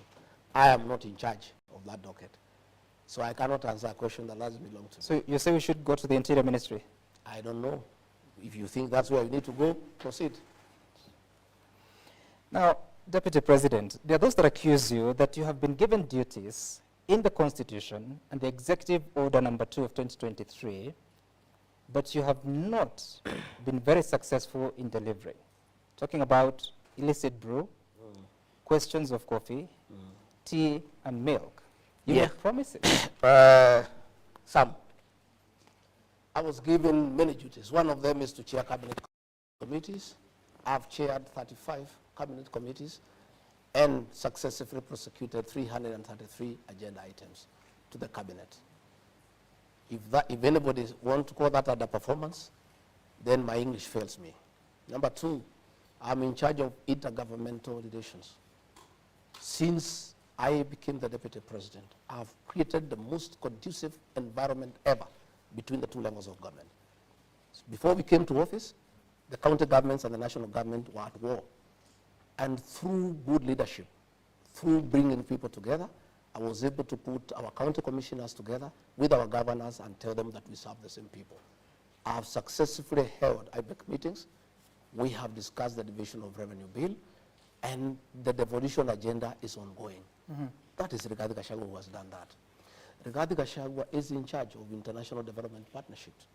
I have chaired the Development Partners Forum. I've held meetings with our development partners. I have made all the necessary interventions between the National Treasury, the Attorney General's Office, the Ministry of Foreign Affairs, to unlock billions of dollars that were held because of bureaucracy, because there was no liaison between the development partners and the national government. I am in charge of constitutional commissions and independent offices. I have held meetings with constitutional commissions and independent offices, the Chief Justice, the Attorney General, the Inspector General of Police. For the record, there was a very big dispute between the Inspector General of Police and the National Police Service. Through my office, I mediated and solved the problems. They used to exchange insults in the press. You have not seen that anymore. That is work that I did. I have successfully mediated differences between the Ministry of Education and the Teacher Service Commission. And you can see they are working in harmony. Again, Sam, Right. I'm in charge of the development program by World Bank of about $3 billion for Northern and Northeastern Kenya.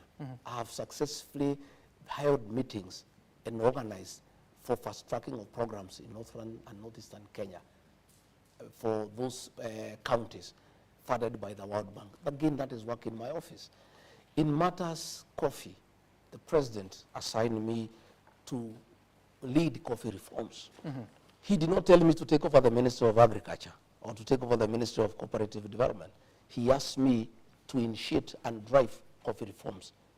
I held a very successful coffee conference in Meru and brought all the partners, all the stakeholders together.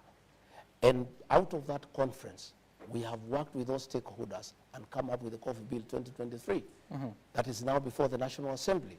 In that bill, we have recommended the re-establishment of the Coffee Board of Kenya to market coffee for farmers so that they can get away from private entrepreneurs. We have recommended the revival of the Coffee Research Foundation so that we can work on variety and disease-resistant varieties. And we have come up with the direct sales settlement where farmers sell their coffee directly and receive their proceeds directly. Under my watch, we have reopened the Nairobi Coffee Exchange, and auctions are taking place every week. Once the Coffee Bill 2023 is approved by Parliament, accepted by the President, all the reforms that we have been working on will be complete, and farmers will get their money. And I also want to say, through our intervention, a lot of coffee societies are getting over 100 shillings in terms of pricing. Where we have challenges. That's per kilo? Yeah, per kilo. And our ideal price is about 150, and we'll get there. There is a factory, I think, in Gariama in Kirinyaga with about 122 shillings. And I want to assure you that once we have another bill before Parliament, the Cooperative Bill of 2023, to deal with the governance and integrity issues around cooperative societies. Once that bill has been approved and assented by the President, it will strengthen leadership in cooperative societies. Where you see a lot of demonstrations, it has nothing to do with the pricing. It has a lot to do with the mismanagement of coffee farmers' earnings by rogue officials. The Cooperative Bill of 2023 will address that. And that is why people must know. I've seen some politicians trying to attack me about coffee. Where they come from, they don't even have coffee. They don't understand coffee. I was educated with coffee proceeds myself. And I know once this bill becomes law, and I'll assist in the implementation of that law, farmers will be very happy. But I want to tell people, the fact that I was overseeing coffee reforms did not make me the CS for agriculture, for cooperative development. The day-to-day running of the coffee subsector in terms of production, in terms of yield, in terms of quality, belongs to the Ministry of Agriculture. The day-to-day running of marketing coffee, overseeing the cooperative societies, that docket is in the State Department of Cooperatives. Okay. What I'm doing is overseeing reforms. In matters tea, Sam, I held the tea conference in Kericho. Again, we brought all the stakeholders. And I want to tell you, there were a big problem because of the Tea Act that was brought by Senator Cheriot that could not be implemented because various stakeholders had gone to court. Through my intervention, I have successfully negotiated all those cases to be dropped. Now the Tea Act will be implemented to the letter, and coffee farmers will get a return on investment. Okay. We have had challenges in Mombasa about tea that has not been sold. I found some leaders here going to incite people in the Mount Kenya region that tea has not been sold in Mombasa because Gachagua has failed. For the avoidance of doubt, all the tea from the Mount Kenya region, that is called the Eastern region, has been sold because of very high quality. Where we have had a challenge is tea from the Western region, Kericho, Bomet, Nandi. Because what happened is that they put a reserve price. The reserve price was too high against the quality. And therefore, the stocks were not moving. I went there, and we have removed the reserve price, brought it a little bit down so that the stocks can move. And I want to tell you, I was just looking at the figures. Here. Out of the reforms that we have done in the tea sector, you know, the coffee, the tea bonus for this year, you know, if you look at a factory called Kaba, last year the bonus was 41 shillings. Today it is 50 this year. In Kagwe, in the Lari, it was 44. Now it is 44.25. In Theta it was 42, it is 50. In Gachagua, it was 40, it is 46. I can say that we are having an increase in terms of bonus. Where we have challenges, and you have seen many demonstrations, again, those demonstrations are part of the reforms that we have made of educating the farmer. Right. It is where the tea directors have increased the cost of production. They are having too many travels, they are having too many allowances, so the cost of production is eating on the profit of the tea farmer. Again, because of these reforms that we have done in the tea sector, farmers are aware of what is happening. In matters alcoholic drinks, in terms of illicit alcohol and drugs, if there is one program the government of President William Ruto can boast about, is that program that the president asked me to spearhead. Our young people are dying because of illicit brews. And I held many meetings. I held a meeting in Nyeri, I held one in Nakuru, I held one in Chuka, I held one in Mombasa. I have held countless meetings here with KRA, with KEBS, with the Counterfeit Authority, with KRA, and we came up with very comprehensive programs on how to deal with illicit alcohol. And I can tell you, and you can go and ask for yourself, out of those interventions, we have, to a great extent, eradicated the consumption of illicit brews. And it has been very successful. Unfortunately, there has been some successful of late. Unfortunately, there has been some our officers in the field in terms of enforcement. I want to ask the ball and our officers in the field successful. We closed the eyes of the ball and make sure manufacturing these illicit brews. There was an attempt to reopen them. And I raised the matter with the president. I want to thank him because there was an attempt to reopen them. And I raised the matter with the president. I want to thank him because he intervened. And those factories were not reopened, the ones that were producing illicit brews. But I want to say that is a program that has been very, very, very successful. some, in terms of duties that have been given to me by the president. On coming to office, he asked me to chair the emergency drought response team. And I successfully mobilized resources across the country during the worst drought in 40 years of this country's history. And I made sure not a single person died. I was all over the country. I was in Garissa, I was in Wajir, I was in Tana River, I was in Kajiado. I mobilized food.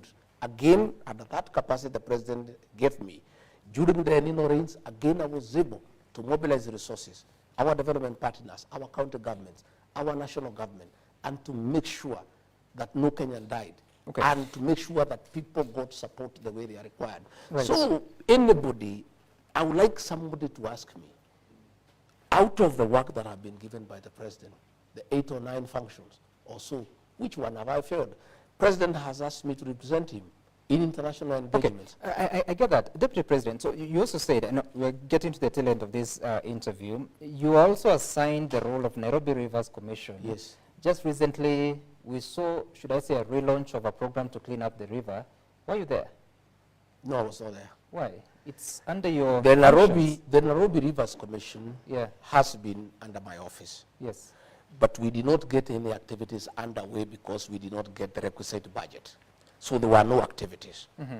The president took over the responsibility of Nairobi River.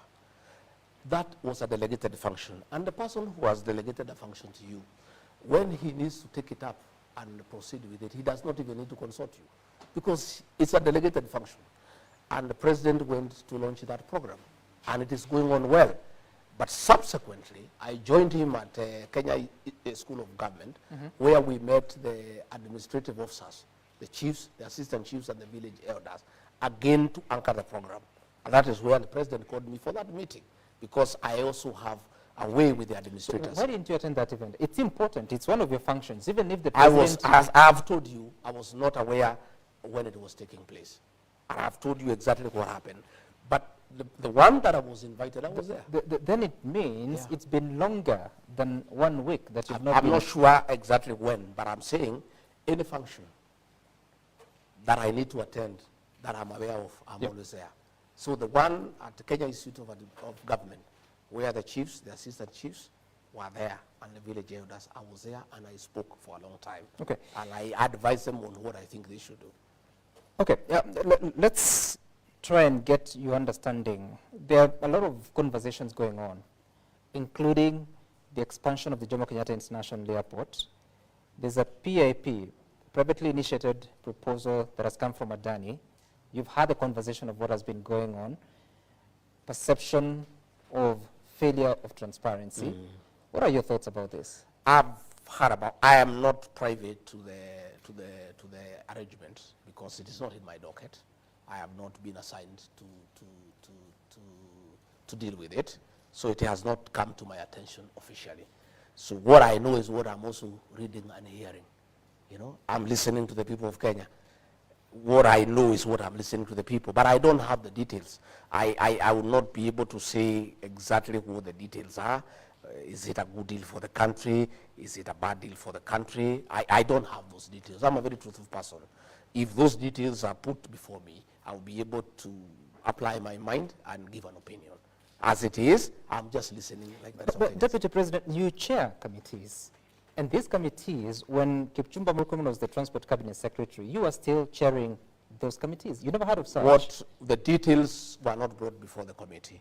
What was brought to the committee is that there is need to expand JKIA. And we said, go ahead and expand JKIA.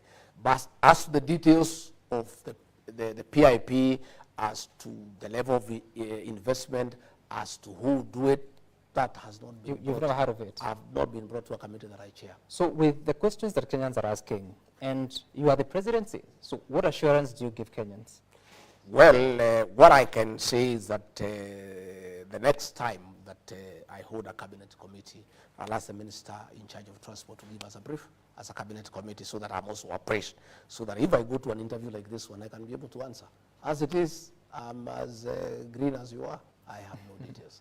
What I know is that Kipchumba Murkomen came to the cabinet committee and asked for approval to start arrangements to expand JKI. Okay. And we approved. And we went to the cabinet, we approved. But as to the details, as to how it is being done, as to who is doing it, whether it's value for the money for the country, whether the thing is above board or not, I cannot comment about it because I am as green as you are. Okay. Well, I have to admit that we've been reading about it and reporting about it. But what are your thoughts about the contentious university funding model that has a lot of students raising questions about the funding, but also causing a lot of discomfort among parents? I am a great believer in listening to the people. People don't just complain without a reason. We came up with this financing model. It was brought by Minister Machogu before Cabinet Committee. It went to Cabinet.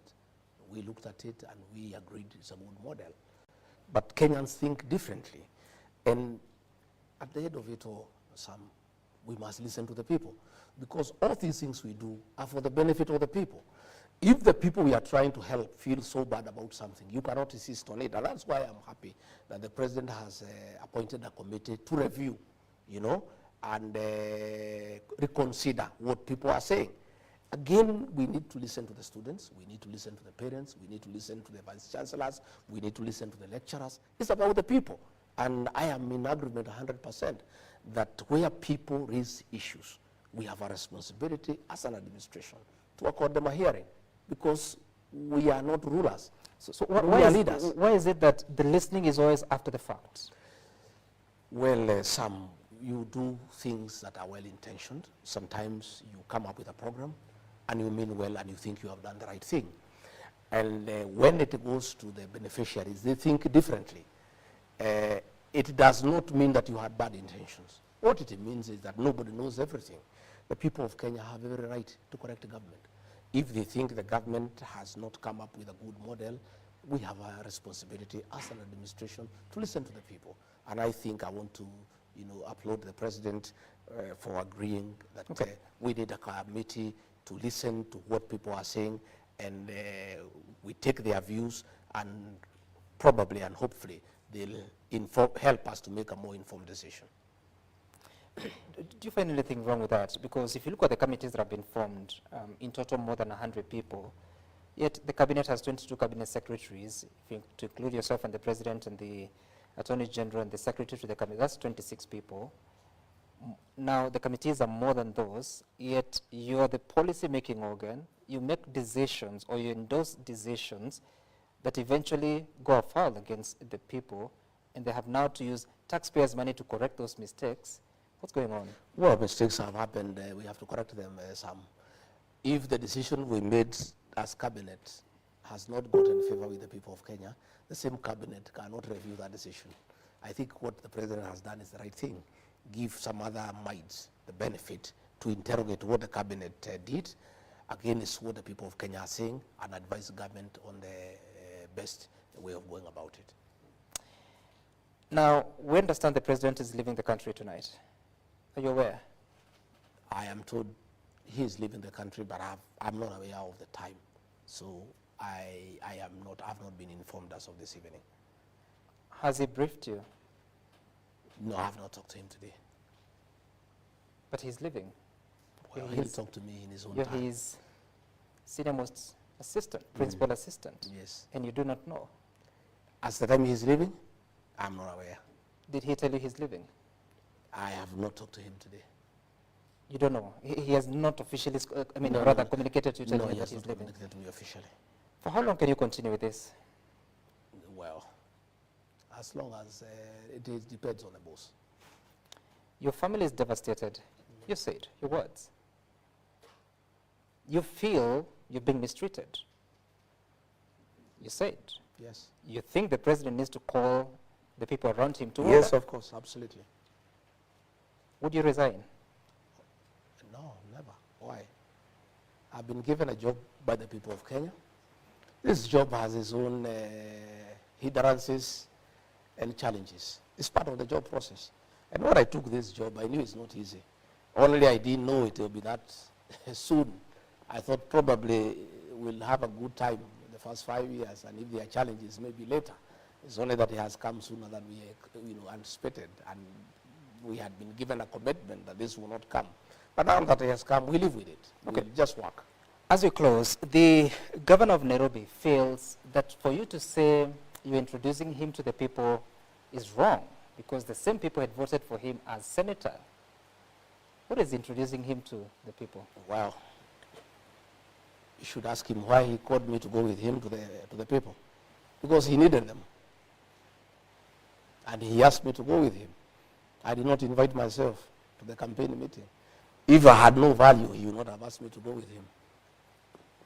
There are those that are asking that if the Deputy President of the Republic is championing for the issues of Mount Kenya, who is supposed to champion for issues of other regions? Should they get their own Deputy President? The Deputy President of the Republic of Kenya had a meeting here discussing matters to do with Northern Kenya and Northeastern Kenya for a full day. That is not Mount Kenya. The Deputy President of the Republic of Kenya was in Mombasa at the agricultural show. That is not part of Mount Kenya. The Deputy President of the Republic of Kenya has been to Kajiado to work on agriculture. That is not part of Mount Kenya. How many meetings have you held in the Northeastern? I have been to Northeastern more than 5 times. Championing the issues of Northeastern? Yeah, drought. Going there to make interventions. Going there on matters of security. The cabinet committees have held here 35. Those members who attend that committee, we don't discuss Mount Kenya issues. We discuss the issues of Kenya. Those 333 agenda items are not about Mount Kenya. They are about the Republic of Kenya. I do the job for the Kenyan nation. I assist the president to run the country. And I preoccupy myself with issues for the whole country. But I come from somewhere. And where I come from, where they have issues that they want articulated in high levels of government, they ask me to do it, and I always do it, and I'll continue doing it. You assist the president to deliver on his mandate, but he doesn't tell you what he's doing, including tonight. You don't know what time he's traveling. But what is important are the duties that he has given me to do, and I'm doing them. Okay, all right. Now, Deputy President, last year you promised, alongside the president, that you're going to do something called austerity measures. You're going to cut on travel budget. But in actual sense, the executive, the national executive, has increased his travel expenditure by 7 billion shillings. Your own office has grown from 103 million shillings the year ending June 2023 to now report 556 million shillings. That's a lie. It is the report of the control of budget. I saw it in the press, and I did not want to dignify it by way of reply. My office doesn't have a budget of 500 million for travel. Yeah, and that is, I'll be able to give you the estimates tomorrow. Yeah, my budget is below 200 million. I'm not sure it's 100 and something.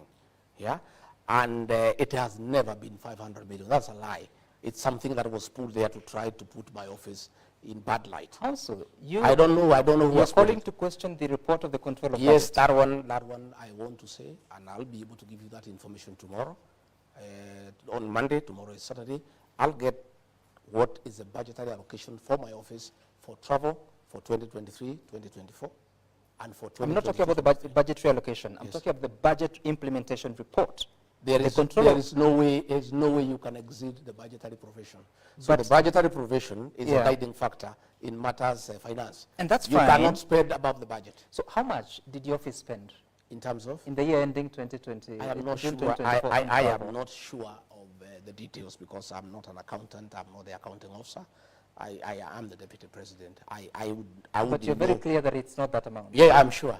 It's below 200 million. The control of budget bases her reports, or her office bases the reports on the reports from the accounting officers. I will be able to get a clarification for that one. In fact, I saw it in the press, and I had decided to raise it. It got out of my mind. Now that you have raised it, I want to clarify to the people of Kenya on record, and some on Monday.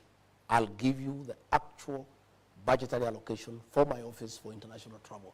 No, that's not for international travel. It's domestic and international travel. But you cannot mix the two. No, that's how it's reported. No. You cannot mix the two. So how much did the office spend on domestic travel and foreign travel? Domestic travel is heavy. How much? I don't know the figures. But what you must know is that I have 9 functions, Sam. These 9 functions, I don't just sit here in Karen. You're asking me whether I go to Northeastern. I need to fly to Northeastern. You're asking me whether I go to the rest of the country. I don't travel alone. I have a security detail. I have people who assist me. By virtue of my office, my travel is quite heavy because of the responsibility of the office and the security arrangements around it. And there is no way I can just sit here and undertake my activities. I travel around the country. And there is a budgetary provision for that because I have activities that have been lined up, you know. So all those visits are important? Oh, they are very important. I have never, the only time I traveled on holiday was in 2022. I asked the president to give me, to give me permission to go and visit my children who are in South Africa. I had not seen them for 10 years. That's the only time I've traveled on holiday. All these other duties are official. And I can, every travel that I have done is accounted for. Okay. And is explained. All right. I'm asking that because now the Office of the President, State House and the Executive Office of the President is reporting about 1.74 billion shillings for both domestic and foreign travel. Our budget has been cut by half for everything. But it's increasing. The reports are showing that the travel expenditure is increasing. I'm saying for this financial year, the current financial year, 2024, 2025, our budgets across board have been cut by half.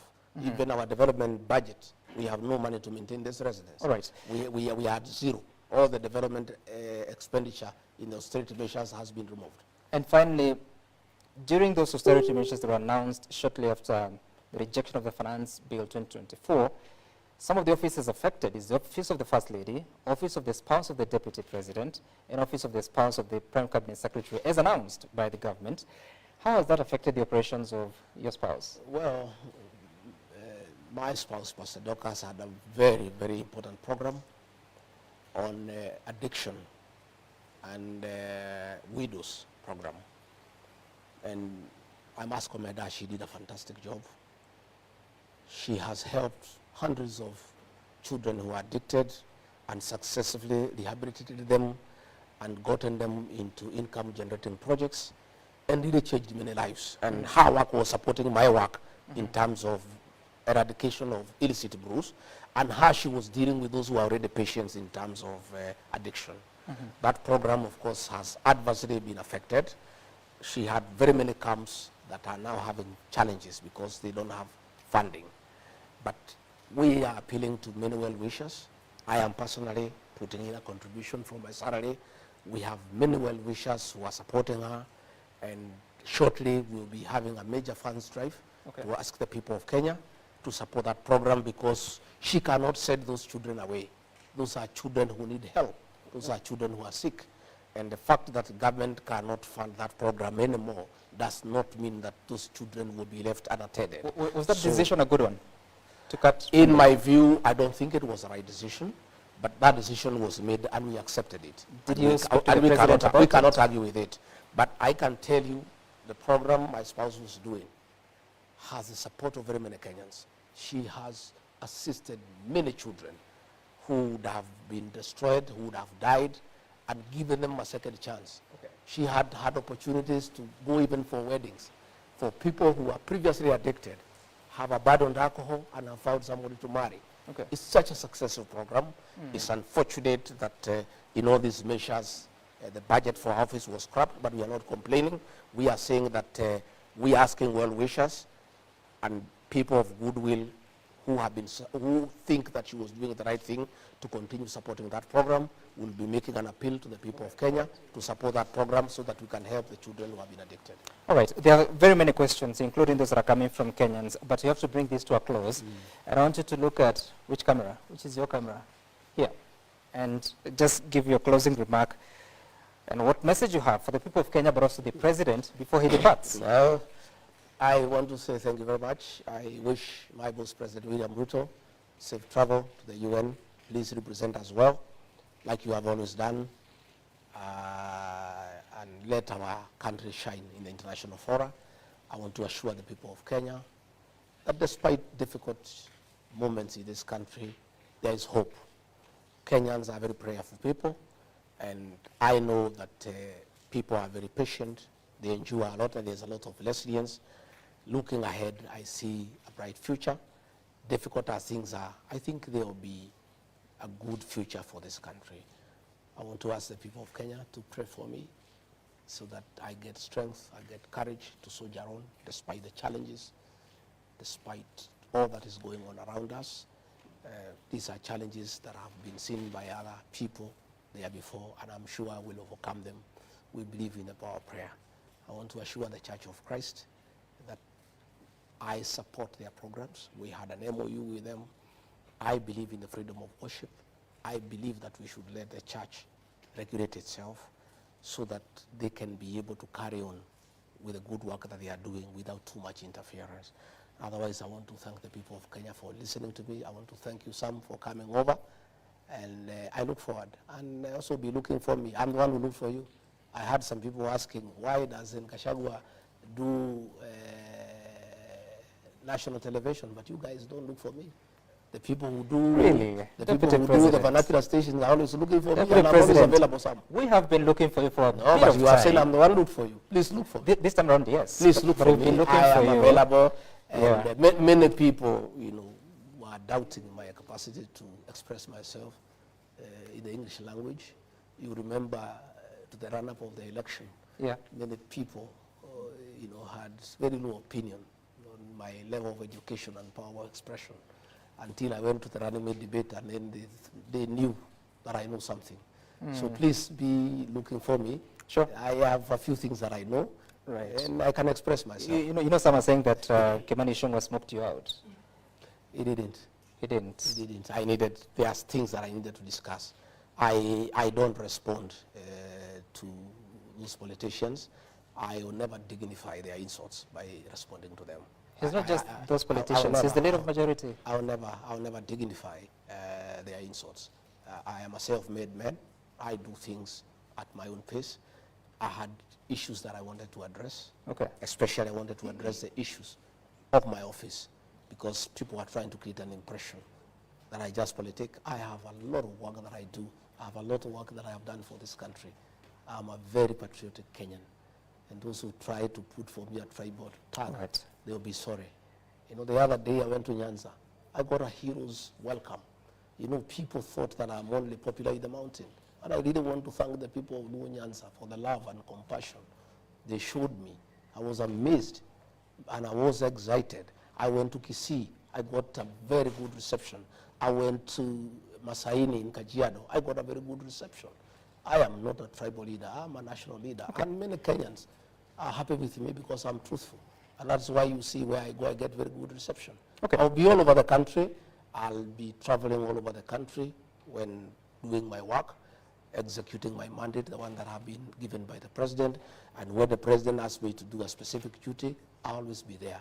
All right. Even on my own, I'll also be traveling around the country, and I'll serve the people of Kenya equally. Despite the fact that it is becoming quite expensive, both the county and national government spent up to 45 billion shillings in the previous financial year. Well, you must go to the people because it's about them. All right. You owe them service. All right. And you cannot serve them from Nairobi. You must go and talk to them. You must go and listen to them. You must go and explain to them what is it that you are doing. Deputy President, thank you so much for engaging us to talk about the state of affairs and what is happening within the politics of the country, of the mountain, but also within the administration that we also sit in. This has been a conversation with the Deputy President, His Excellency Rigathi Gachagua. Up next is News Time means that on Friday night. Their issues have not been addressed to their satisfaction. That's what I'm asking, because the city is under the leadership of the county government. What will you do as Deputy President? Well, mine is to profile the matter and bring it to their attention, because it's important. You see what is happening. Why those people look for me is that when the governor of the city of Nairobi was seeking for votes, I held his hand and I went and talked to those people. And I asked them, because they know me and they trust me, that he'll take care of them. And once they feel that they have not been taken care of, they have come to me, because I was guarantor to Governor Sakaja that he would take care of them. What does that mean, guarantor? Guarantor is like when you go to a bank and you want to take a loan. And you don't have security. You sound angry. Why are you angry? No, I'm not angry at all. I'm an easy guy. I went to talk to the people of Nairobi because they have been seeking me out for a while because they have had various challenges. And at Wakulima Market, at Kekoba Market, at Muthurwa Market, the traders at Nyamakema, the touts and drivers at Tea Room, they have been seeking me out over various challenges where they feel that they have not been treated very fairly by the county government of Nairobi. Right. And I therefore went to listen to them because as a leader, when the people whom you lead call upon you to listen to them, that's what good leadership is all about. So you are listening to them? Yes. What did they tell you? There are very many challenges at Wakulima Market over forceful eviction to Kagudo Road after having been there for almost 30 years without adequate public participation. And I think 2 weeks ago, there were attempts to forcibly evict them, and they are quite unhappy. And they wanted some intervention. Again, at Muthurwa Market, they have had challenges over health. There are hazardous challenges in terms of garbage collection, in terms of lack of water, lack of sanitation, and they would want some intervention. Again, at Kekoba Market, there has been challenges about threats to evict them from where they have had their livelihoods for many years. And they wanted me to listen to them and try to see what intervention we can make. Basically, it was a day for me to go and listen to these people because they have been looking for me for a while. But what will you do? The city has a governor who has explained that they're not necessarily evicting the people from that market. It's only that those that are excess need to move to a different location. What solution will you offer? Well, the fact that they are looking for me means they are not satisfied. Because if they were satisfied with what they have discussed with the governor, they do not have to look for me. People do not agitate where there is no cause. So the fact that they wanted me to listen to them means that they have not, their issues have not been addressed to their satisfaction. That's what I'm asking, because the city is under the leadership of the county government. What will you do as deputy president? Well, mine is to profile the matter and bring it to their attention because it's important. You see what is happening. Why those people look for me is that when the governor of the city of Nairobi was seeking for votes, I held his hand and I went and talked to those people. And I asked them, because they know me and they trust me, that he'll take care of them. And once they feel that they have not been taken care of, they have come to me. Because I was guarantor to Governor Sakaja that he would take care of What does that mean, guarantor? Guarantor is like when you go to a bank and you want to take a loan and you don't have security, somebody else can come and offer his title deed for you. I went because those are people who speak my language and talk to them in my local language, and they wanted an assurance. They say, this Johnson Sakaja, Gachagua, we don't know him well. Do you know him well? I said, yes. Are you telling us that if we give him our vote, he'll take care of our business interests? I said, yes. Are you giving us that assurance? I said, yes. So I gave that assurance, like all you do when you are campaigning for somebody. And therefore, when probably they have felt that the governor has not treated them well, as the guarantor of Governor Sakaja, they have sought me out and asked me questions, hard questions. That's what I'm asking. What are you going to do? Because well, there's separation of powers. The fact that we are discussing the matter with you here. Just hold on, Deputy President. The separation of roles between the national executive and the county executive is quite clear. You cannot supervise the county government, can you? I am not pretending to supervise the county government. Advocacy is part of governance. The fact that the matter is being discussed here is good enough. It means the matter has gotten the right attention. I've seen the governor has written a big reply. That is good enough because if I had not gone there to listen to them, he would not be replying to that matter. The fact that the matter has been brought to light is good enough. And that is what leadership is all about. Because at my level, I've given it high profile. Everybody knows there's a challenge. The governor knows there's a challenge. It's incumbent upon him now to deal with that challenge.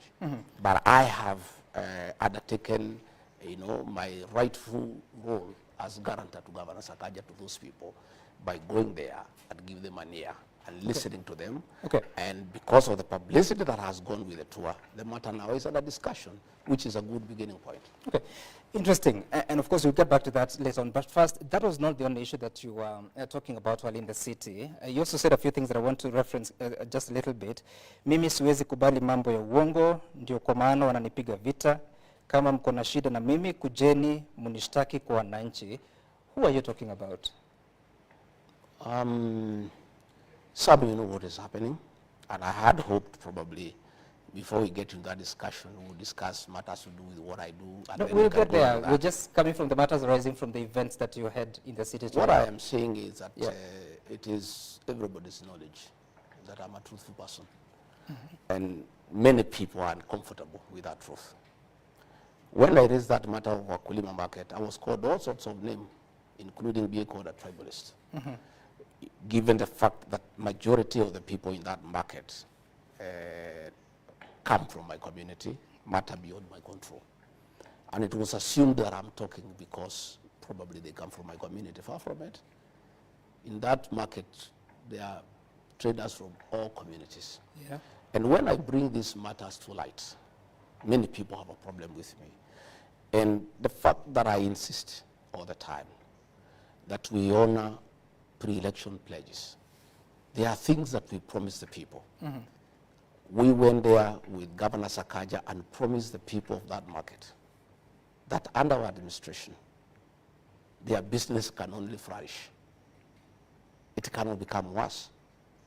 We agreed that our administration will never oversee demolitions and evictions. Those traders were being evicted there about 10 years ago in a very brutal manner. And I talked about it. And many people are uncomfortable with that. And what I'm saying is that anybody who has a problem with my conduct, you go and report me to my employer. My employer are the people of Kenya. These are the people who employed me. Go to them and say, well, regarding Gachagua, deputy president, is becoming a nuisance. He's complaining that you people are being harassed. We want to report him to you and ask him to shut up. And he shouldn't keep on bickering and saying that you people are being mistreated. That's what I was saying. Those are my employers. You go and report me to them. You said that the people that trade in Wakulima market are not necessarily from one community. But then again, in some of those instances, you spoke in your mother tongue, Yes, Kikuyu. I did. And some are using that to say that you're being a tribal leader. I did. I spoke in my mother tongue. When I looked for votes for Governor Sakaja, I spoke in mother tongue. He didn't have a complaint. He was quite happy. He was all smiles. You see, Sam, communication is not what you say, it's being understood. You talk to a people, to a language that they understand better. When I was looking for votes for President William Ruto, for Governor Sakaja, in meetings where the majority are people from my community, I spoke in my mother tongue. I don't know why people are having a problem now that elections have been won. When I speak to people in the language I used to speak to them when we were looking for votes. What was good then is still good today. But that time you were not deputy president. Now you are a national office. The But president, that does not... just hold on. The president is a symbol of authority. I mean, a symbol of unity in the country. You are the deputy president, principal assistant. Maybe would be held to the same standard. Does it not bother your conscience? Not at all, because the fact that I'm deputy president does not diminish my heritage and where I come from and my language. My language still remains intact. And Sam, let me tell you, communication is about being understood. It doesn't matter what language you speak. You speak the language that people understand. Even if more than 40 communities of the Republic do not understand what you say. But they were not in that meeting. But they're hearing you. But the people you are addressing, we were addressing specific issues in Wakulima market. Those issues are specific to those people. You talk to them the language that they understand most, so that you agree. You've just told me that the Wakulima market is not just the Kikuyu community. There are other communities that trade there. I spoke 70% in Swahili. Yeah. And 30% I spoke in Kikuyu because the majority asked me to speak in Kikuyu. We have some mothers there who don't understand Kiswahili properly. We have some old men who have lived there in that market who have not lived in that market for a long time. And they told me, our son, we want to hear what are you telling us? What assurance are you giving us? And when I went there, I talked to them in my mother tongue for them to vote for Governor Sakaja. It cannot be when they are crying, when they are complaining. I cannot talk the same language that I talked to them when I was appealing to them to vote for him. You said wale wanaopanga hii upuzi wasiharibu hii Kenya. Hii Kenya imekuwa na matatizo mengi, wakijaribu hiyo maneno Wakenya hawatakubali. What is being organized? Nini inapangwa? You know there are many schemes that are going on every day. You have seen meetings. You have seen meetings of trying to divide the people of Mount Kenya region. You have seen meetings of undermining the deputy president. You have seen people being caught and being offered money to impeach the deputy president, to remove him from office, and all that nonsense that is going on. And I was saying, you see, some are elected by the people. And I asked the people directly whether they have a problem with my leadership. And they said they don't have. I drew my mandate directly from the people. And what I was saying, anybody who has a problem with my leadership, anybody who has a problem with my conduct, has every business to talk to my employer, the people of Kenya. Okay. Those are the people who make decisions over my conduct. Those are the people who can appraise my performance. Those are the people who can give an opinion as to what they think I'm doing, whether it's right or wrong. Okay. You're saying that people have been offered money to remove you from office. How so? It's the worst kept secret in Kenya. I leave it at that. No, but you're talking about it. How much money has been offered? Well, it's neither here nor there. No, it is. I think let's go for more informative discussion. No, we will get there, Deputy President. We just want to dispense with this because you're the one who is saying it, that people are being offered money. Indeed, that's a crime, isn't it? Yes, of course it's a crime. So who's offering the money? You know. No, I don't know. You get to know. I don't know, Deputy President. You get to know. These things will come out as in the fullness of time. These are things that will come out in the public domain. Why would they want you out? I don't know. I don't know. What are they telling you? They'll tell us. When they want to get us out, they'll tell us.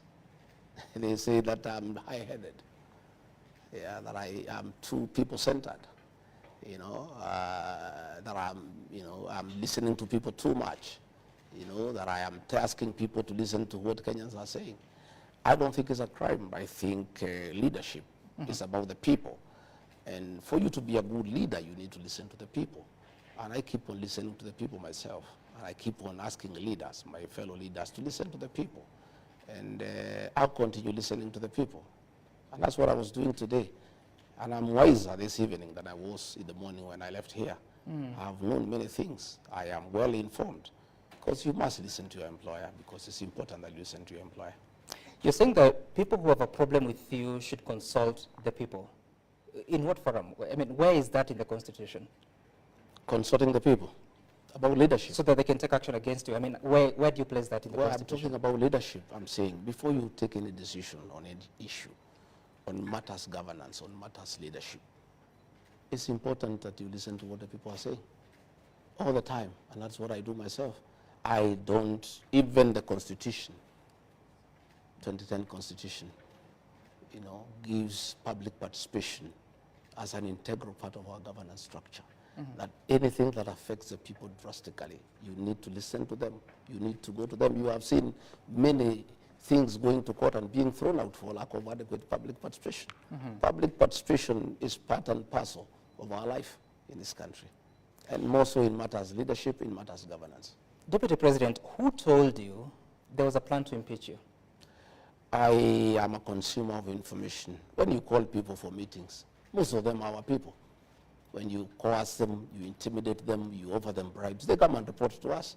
And, you know, what people must know is that people have loyalties. And you may talk to many people and tell them what you want them to do, and you think that you are keeping a very big secret. You know, we get to know these things when the meetings are going on, or immediately after the meeting. You know, meetings have been held in Nyahururu. We know what was being discussed.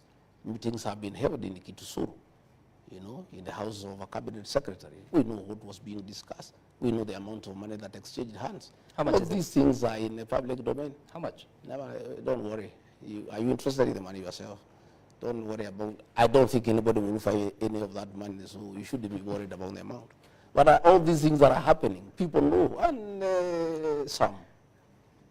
Now, Let nobody underestimate the intelligence of the Kenyan people. The Kenyan people are very intelligent people, and they have come of age.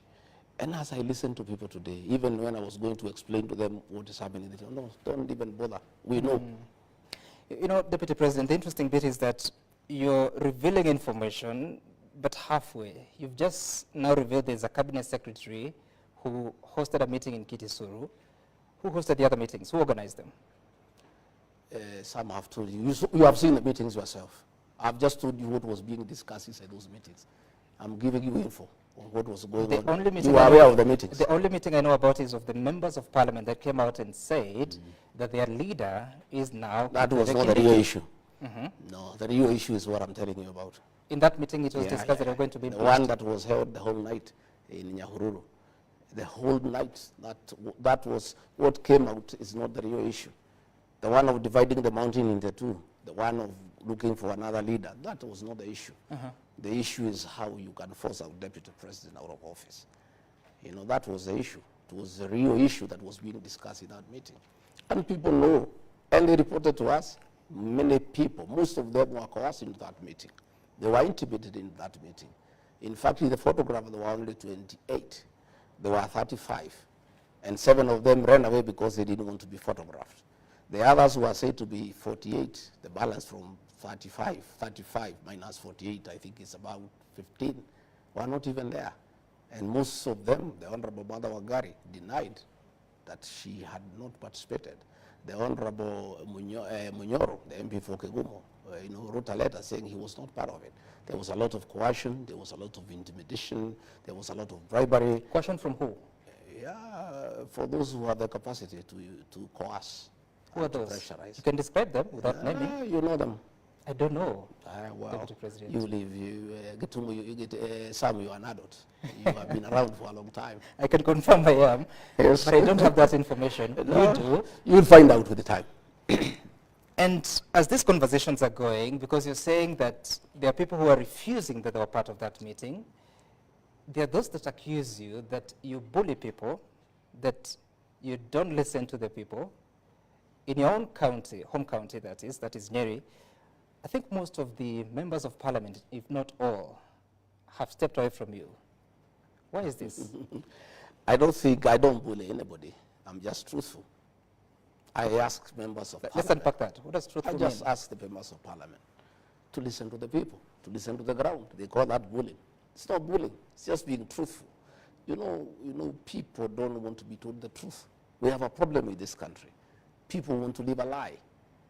Those members of parliament from my county are very good people. But they had a lot of coercion and intimidation.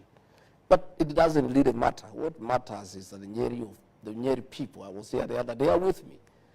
44 members of the county assembly are with me. The governor of Nyeri is with me. If the MPs want to be intimidated and be coerced to seem to fight me, that's up to them. They have a date with the people of Nyeri in the fullness of time. And I'm really not bothered by there these are things. reports that, Mr. Deputy President, you're working with opponents of sitting members of parliament to decampaign them ahead of the 2027 election. I am not working with any opponent of anybody. What happens, Sam, is that nature abhors vacuum. If I go to a meeting and a member of parliament doesn't turn up, another character who is interested in leadership turns up, you cannot chase him away. I am a people's person. Nature abhors vacuum. I have no candidate. I have no candidate. I have not looked for anybody to campaign anybody. What I cannot do, for sure, when I go around the country, I cannot stop Kenyans to accompany me to wherever I am going. If a member of parliament is there, he or she is given a chance to say hello. If he is not there and there is somebody else who wants to say hello, they are allowed to say hello. That's the way it goes. Yet some of them claim that you're forcing them to attend meetings. I don't force anybody. Case in point, the member of parliament for Nyeri Town once told me in studio that you had invited him to join you in a meeting, and he excused himself saying he was committed elsewhere, only for you to go and speak ill of him. I have no capacity to force anybody to attend my meeting. Meetings are voluntary. My meetings are very well attended because I have a huge following. Any clever politician would attend my meeting. If he or she chooses not to attend, I have nothing to do with it, and I don't complain about it. You know, all I say is that if you want to come, my office, as a matter of courtesy, informs every elected leader of my tours around the country. The decision whether to attend or not, or whether to attend or not to attend, is your decision as a leader, and I would not take offense for you not coming, because I have nothing to do with you. You know, I heard somebody saying that